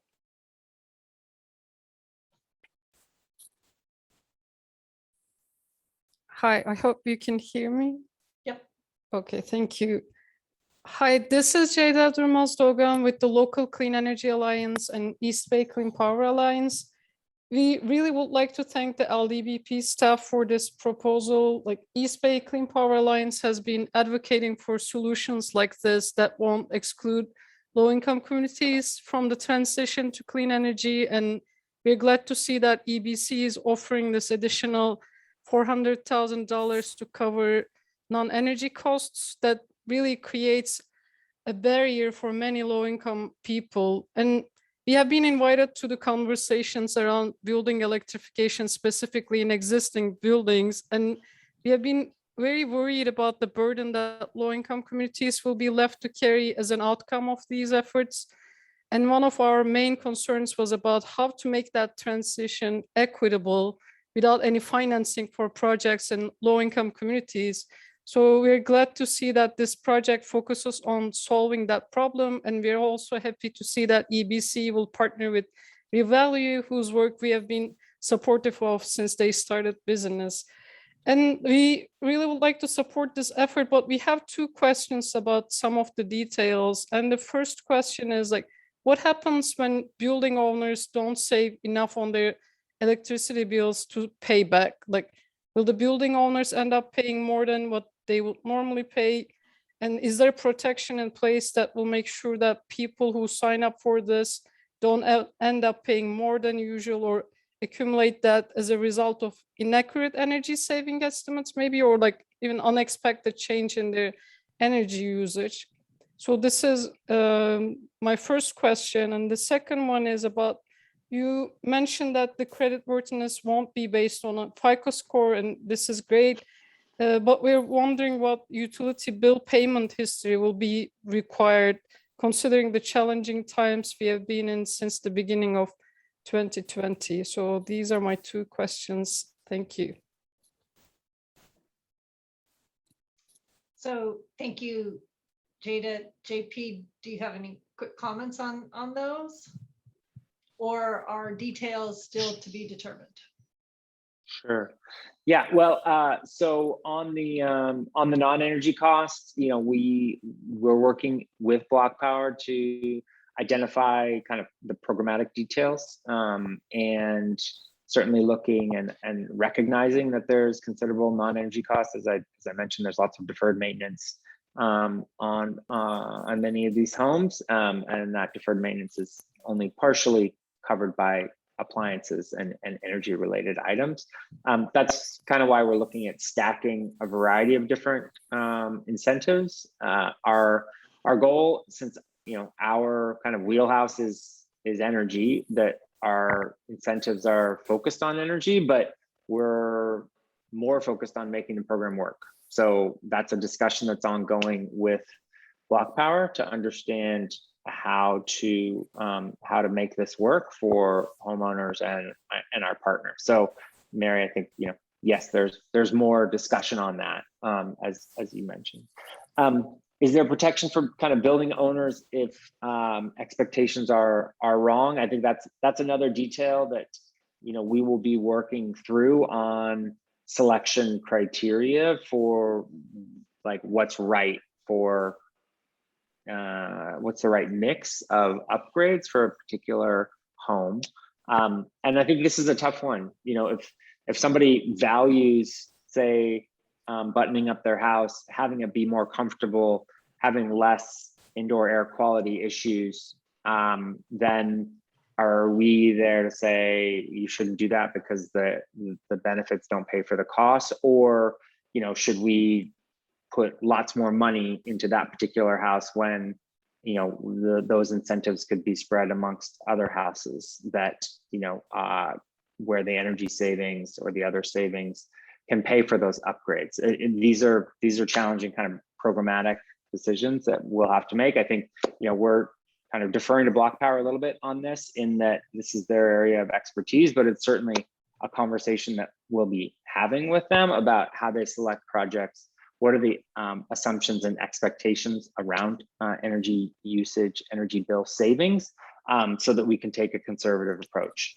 Many people on our team have, you know, been in this energy sector for a while and been looking at these types of financing options, and how we can best deliver energy savings to customers.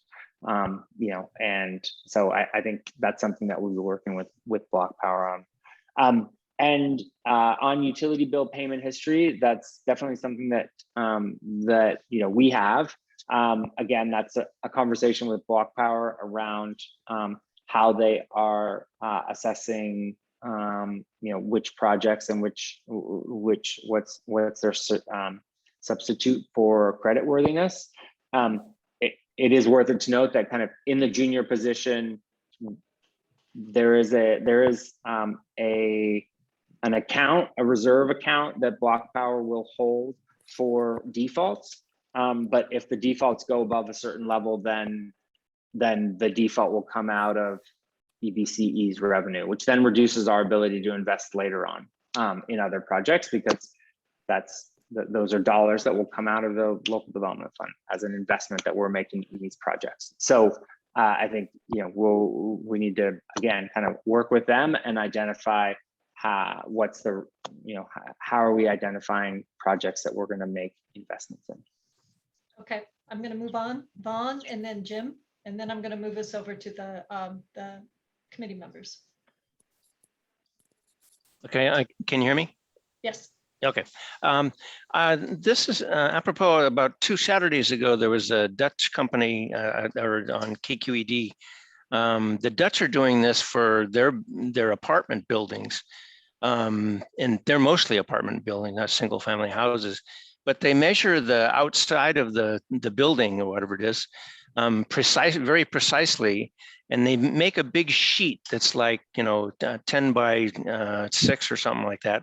And the windows and the electricity, the wiring and the piping and stuff like that is included in this big sheet. It's about 6 inches thick. And they put it over on the front of the building, and they line it up, and there's triple glazed windows on it and all that kind of stuff. New York City is doing the same thing, is borrowing from this company. I don't know if Block Power has that kind of access or whatever it is, but it might be something to look at. Because they turn the apartment buildings into zero energy buildings when they get done, and they put solar on the top. My question would be is there any benefit to doing like a neighborhood at a time as opposed to one house at a time? Is there some economic benefit to that? Because usually rooftop solar is not the cheapest way to do stuff. But if you can generate more power than the person needs to use, then you're actually buying power for their neighbors and stuff in that regard. My last point would be, depending on how many people already have solar on their house, when I put solar on my house, I never was expecting to get reimbursed for it. It was just so I wouldn't have to pay the bill on a regular monthly period. I personally would be willing to donate whatever extra I generate to a fund like this if I knew it was going to be done properly. And I'm anticipating generating more than I actually use, especially if I add a heat pump or something like that to my house and make it even more efficient. Those are my questions. Thanks. Thank you, Vaughn. I'm going to move us on because it's getting close to our 8 o'clock and we still have a lot of other questions, but I'm assuming that some of these are details that are going to be determined, assuming that the board agrees to this approach and they work on the program design. Jim? Yeah, Jim Lutz here. One question and then several suggestions. The question has to do with, say a renter signs up for this, they're paying their electric bills, they get a workover, and the landlord agrees, and they get a workover on a makeover on their unit. Are there any restrictions on the landlord not being able to do extreme rent increases or evictions so that they can get a rent increase because the unit is so much nicer now? So that's the question. And then a bunch of ideas. Are you working with the cities that have climate action plans? Because I'm sure a lot of them, I know Oakland's got lots of ideas along these lines. Another question, are you working with IBEW 595, the indoor electricians, not the people who take care of the outdoor wires? And then is it possible to expand this concept into EV charging, where they get a trade-in of their gas vehicle and their gasoline bills go down, and so EBC, the customer has lower transportation costs and EBC gets more electricity sales.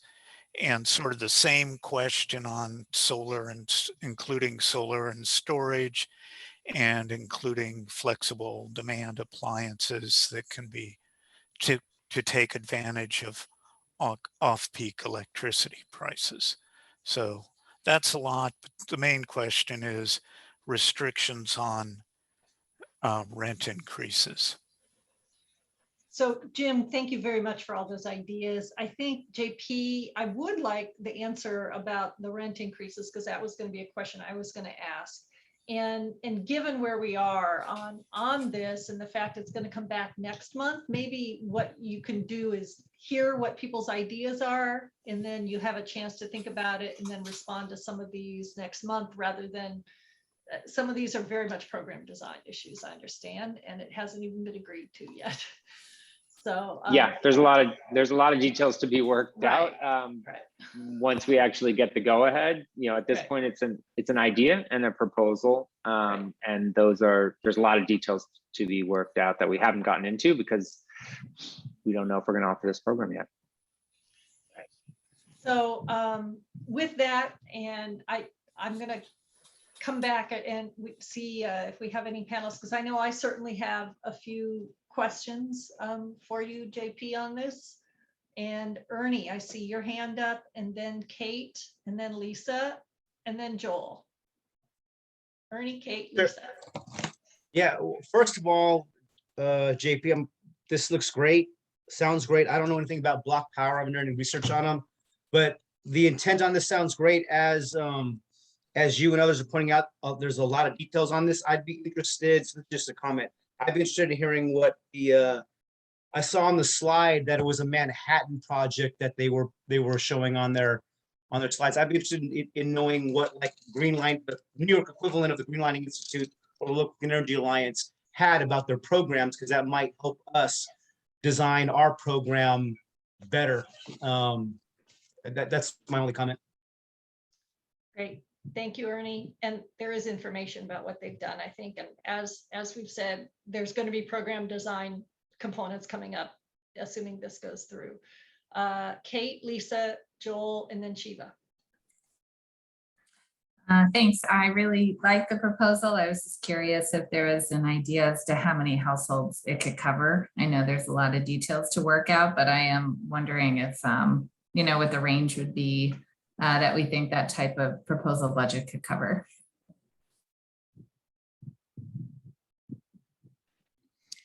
Yeah, I think we're looking. Sorry, I'll just jump in here. Sorry, Lisa.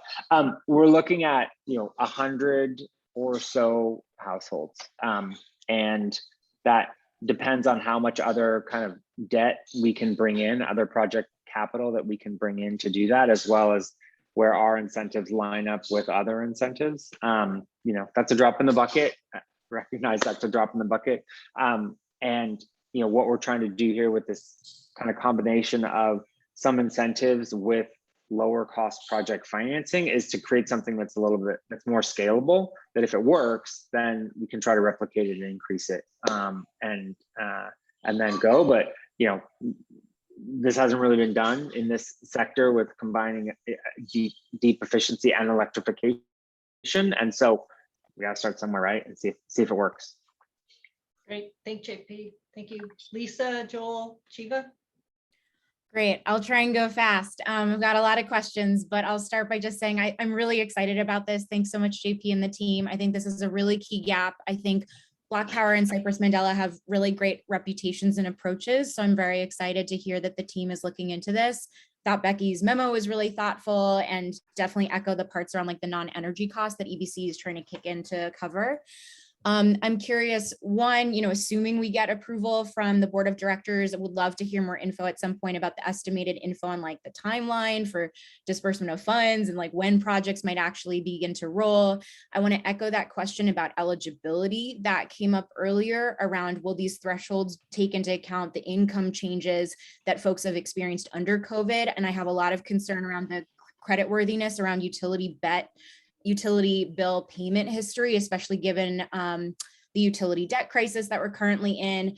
And then my last bucket of questions is just around this equity angle. I know this is more of a program design question, but would love to hear some more deliberate thinking on like, what's the plan for marketing and outreach, especially for multilingual and targeted folks, and plans to drive enrollment and uptake, especially in the multifamily market and with renters, knowing that those are particularly challenging segments with a lot of need. Thanks.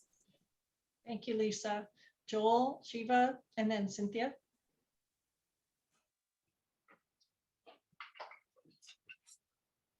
My question, I remember that we talked about the budget planning for next year, and I don't really remember details, but I do remember there are some budget located to support the community. I assume this one is the budget is already located during the budget planning. And my question is for the low and moderate income, what's the definition for the range of low and to moderate income? And my second question is, we in the slides, we plan to leverage probably 1-to-4 ratios. So based on the current situation, how much budget we may leverage for this program? So these two questions. Thanks.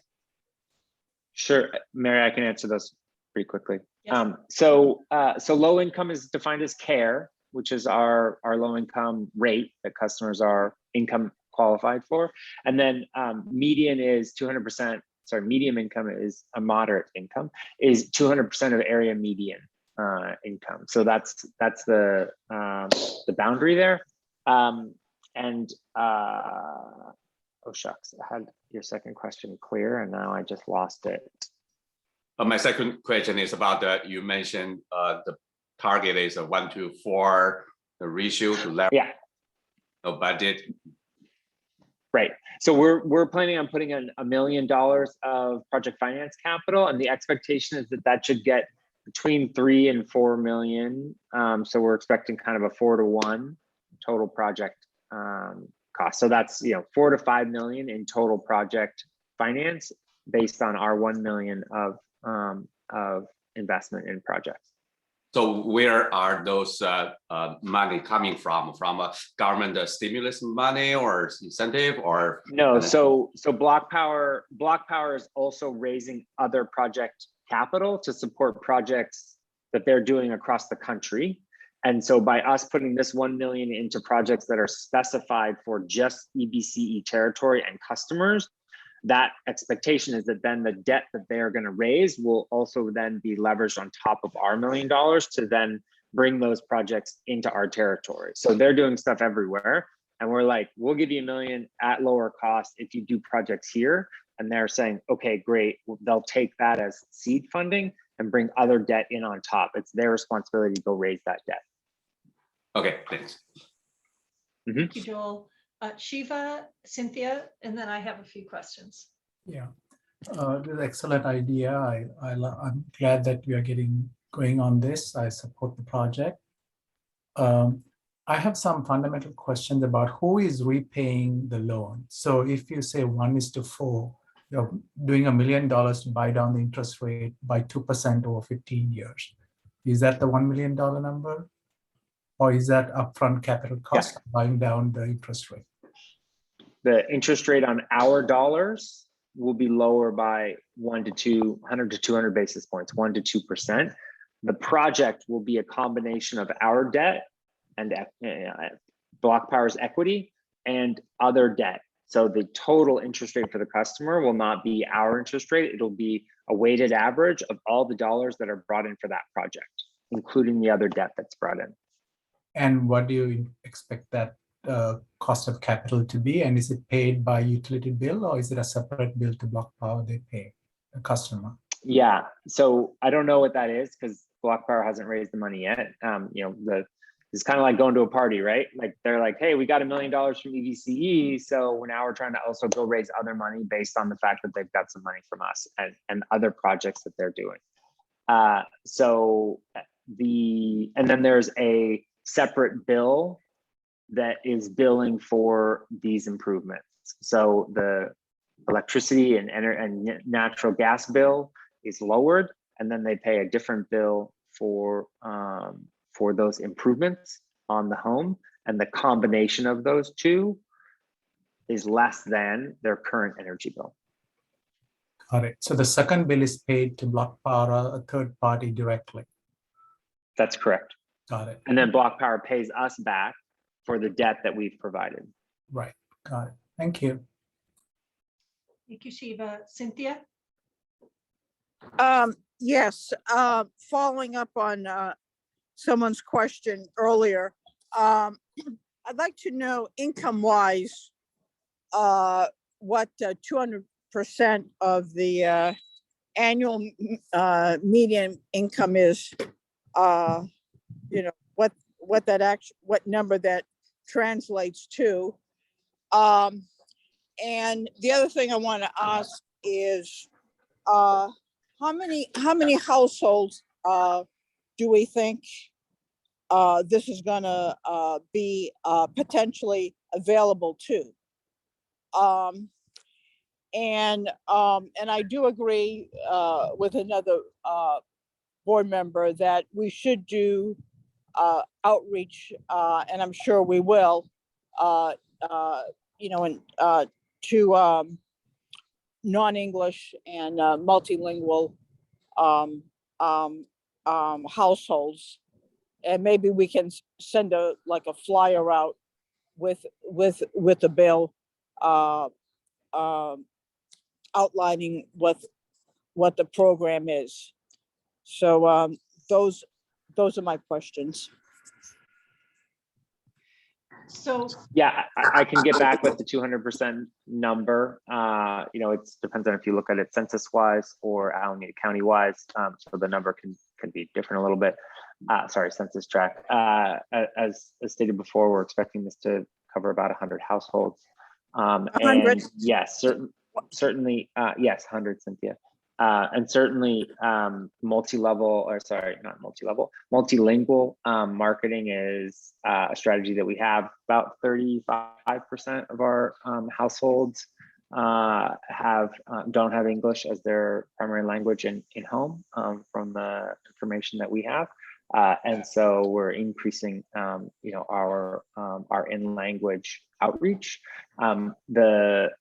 This is the marketing and outreach strategy, again, will be defined, Lisa, to your point, and Cynthia, to your point. That's an area where Block Power has invested in some kind of technology around project identification. So that's an area where we'll be using the information we have. Obviously, we have electricity usage, we have gas usage, we have a lot of other data in that we have in our systems to help identify, you know, opportunities, and if those are and about, you know, and there's some percentage of our customers who have also identified different languages for their bills, but that's not actually as high as the number of customers who we know, or at least have been indicated, don't speak English as their primary language in home. So there's actually a discrepancy there between people who are getting in language bills and the households who we believe aren't speaking English. So, you know, that's a piece of work to do. But I think that answers those questions from Cynthia. great. Thank you, JP. I had a couple questions, and then this is an action item for us CAC members. The one thing I would like to know is whether or not we support this, and I can take back to the CAC, whether or not the LMI electrification project, at least as described, understanding a lot of program design still needs to happen, is something that the CAC thinks is a good thing. So I'm going to ask my questions, and then you guys think about that, and I'm going to ask for a motion around that. So JP, there's a couple things that have touched what other folks have, and some of these are program design, so I'm not going to ask for answers now, but I think are going to be important in terms of whether or not you can somehow build into this process that rents will not increase for the renters if one of these 100 projects happens to be a renter. I think there's a disconnect in my mind between LMI and multifamily housing, because they're often renters, And the person who owns the building or the property owner is not LMI. It's the people in there. So there's something about this that's slightly disconnected, and I'm sure that it just needs to be thought through in terms of how it would be implemented. Because it does sound like this is open to both single family and multifamily renters and owners. And so the renters, it's going to be the landlord in terms of what they're available to do. But it sounds like, and I know I know that they work on this in New York for multifamily units, so they know how to do it. The other thing is I would support what Cynthia indicated, that you should give a number, because I was just looking at the area median income, and it's either 99,000 or 130,000 for the Alameda County. So just give a number and choose where it's from. Also, whether or not you're going to adjust that based on the number of people in the household, kind of like care. I don't know if that's available, but I'm just wondering if it's there. The last question that I was hoping you could answer for me is, you said a couple times that you're trying to cover 80% of the energy costs. And I don't quite understand Of the project that. cost. Okay, I was thinking, So project cost, meaning that the cost recovery for those low income customers will be lower over time, so they'll have a higher amount of bill savings. So that's the goal. And sorry if I wasn't clear, but that's what I meant to say. Okay, so essentially we're trying to get about 20% of the cost of the product as a loan, and 80% is going to be covered in different ways. Something like that. That's correct. Yeah. Okay, so I appreciate that. I don't have anything else. So CAC. Yeah, and I'm Becky is out getting married, so I'm a poor substitute for her because she has a lot more details on this, but we definitely wanted to bring it forward and not disrupt her wedding, which already got disrupted once. So apologies if I don't have all the answers. Right, we didn't want her to come from the wedding for this. So thank you. I tried, but I figured that was a bad move, so I decided. Right. Okay, so CAC members, do we support this LMI, given the fact that there'll be program design things that are going to follow on? Mary, why do we need to vote on support or not? I think this is, if I understand correctly, this is something already budgeted in the annual budget before, and it's already approved, right? It's an opportunity, and the reason that we would be voting for it is so I can go tell the board on Wednesday that the CAC supports this as an opportunity as they consider it. It's not in front of the board on Wednesday as an action item. It's just they're getting the same thing. This could have been an informational item for us, and then at some point the board would want to know if the CAC thinks this is a good thing. And so everybody I've heard said yes, but I kind of like to make it official. So we are talking about the $1.4 million. So this $1.4 million is not in the 2022 or 2021 budget. That's more along the lines of how it's being spent. We're talking about this program as an opportunity and not where the budget's coming from. Does that make sense? Yeah, Mary, a couple things. So we had already allocated $500,000 for a low moderate income electrification. So that budget was approved in June. The things that we will be taking to the board in October and bringing back to you all, should you choose, is the kind of investment of $1 million in project capital, which is a little different than our normal programmatic routine of like incentives or investing in infrastructure or providing technical assistance, or it's slightly different. It's because this is a little bit of project capital at risk, right? We're putting $1 million into low moderate income electrification, and then we're making a bet that those customers, those projects are going to be paid back over time. So if they are, great. If they're not, then we funded some electrification and efficiency for low moderate income customers, but that's something that we have to evaluate. The second thing is there's project dollars that we're basically pulling forward. We're just saying next year when we create our FY23 budget, our electrification budget is going to be kind of allocated. It's going to be counted for in, because the dollars that we're putting into this is more than we've allocated in this year's budget. And then the last thing is there's $250,000 that the board asked us to come back and allocate new funding for this fiscal year towards low moderate income program. And it was very wide open. Come bring us a LMI, more money for LMI.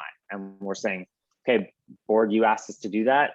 This is where we want to spend it on this program. So that was what I tried to outline in the last slide, and maybe I wasn't super clear, but those are the kind of, and then the sole sourcing with block power. So there's a few things here, and generally, when the board says programs team, you have X dollars to do this, we don't come back to them with an action item. We say, you gave us money to do this, we're giving you an update on what you've given us money to do. In this case, it's an action item for the board because there are, it's a little bit more than a kind of a program update. So I just wanted to be clear on why we're taking it back to the board as an action item. Thank you, JP. Does that clarify it, Joel? It's more than I thought. Yeah, it did clarify. It answered my question. One thing I'm not clear is what we are going to vote. Are we voting to support this program, or are we voting to approve the budget? I thought that just want to clarify what we are voting for.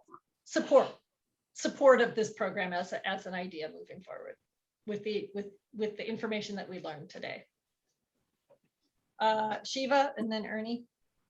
Okay, so if I were to make a motion, the motion would be to conceptually support the program element subject to further details coming in a month's time. Yep. Okay. We have a motion on the floor, Ernie. So Shiva's language may have captured it. I'm not sure yet. I think this is a great idea and it looks wonderful. But pending program details, are we gonna? Yeah, as long as that, I think Shiva captured that. So yeah. So the motion that I would take to the board is that the CAC supports the program as an opportunity for EBCE. And pending program design. All right, we have a motion. Do we have a second? Ernie, were yours the second? Okay, Adrian, can we take a roll call vote, please? Yes. Okay, so Member Landry. Member Landry. Member Hugh. Had to drop off. Member Hugh.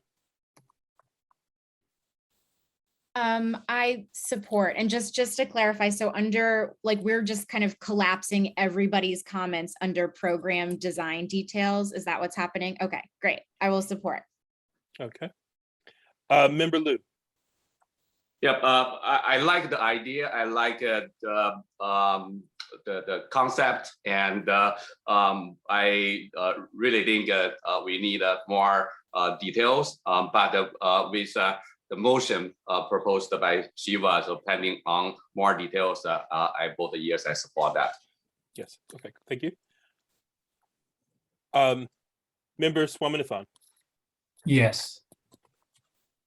Member Lakshman. Yes, I support. Member Talria. Member Talria. Member Pacheco. Yes. Member Mutzenberg. I support.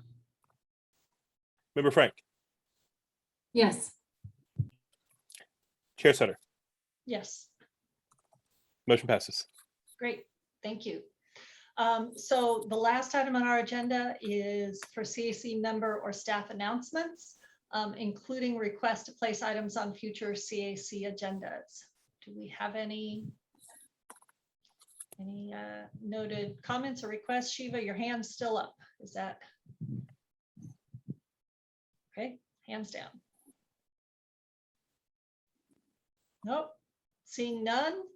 Then we are adjourned to Monday, October 18th, which I assume will be a virtual meeting. If not, Hey, Mary? Yes, JP. Sorry, can I make a quick announcement? I just wanted to note that we just brought on a new program marketing manager, Lori Dines, who will be joining us and be very, very pertinent to this conversation, be managing programmatic outreach, enrollment, marketing. So I believe she'll probably be introduced at the board meeting, but just wanted to make you all aware of that. We certainly want to be putting a lot of energy and effort into our outreach and programmatic marketing work. And so it's great to have her on board. She's reporting to Annie on the marketing and account services team. Great. Thank you, JP. Good to have her on board. All right. So again, we're adjourned. Thank you all. And we'll be in touch with those few folks. I'll be reaching out to you via email. We can try and figure out a time to talk. Thank you all. Bye. Thank you. Bye.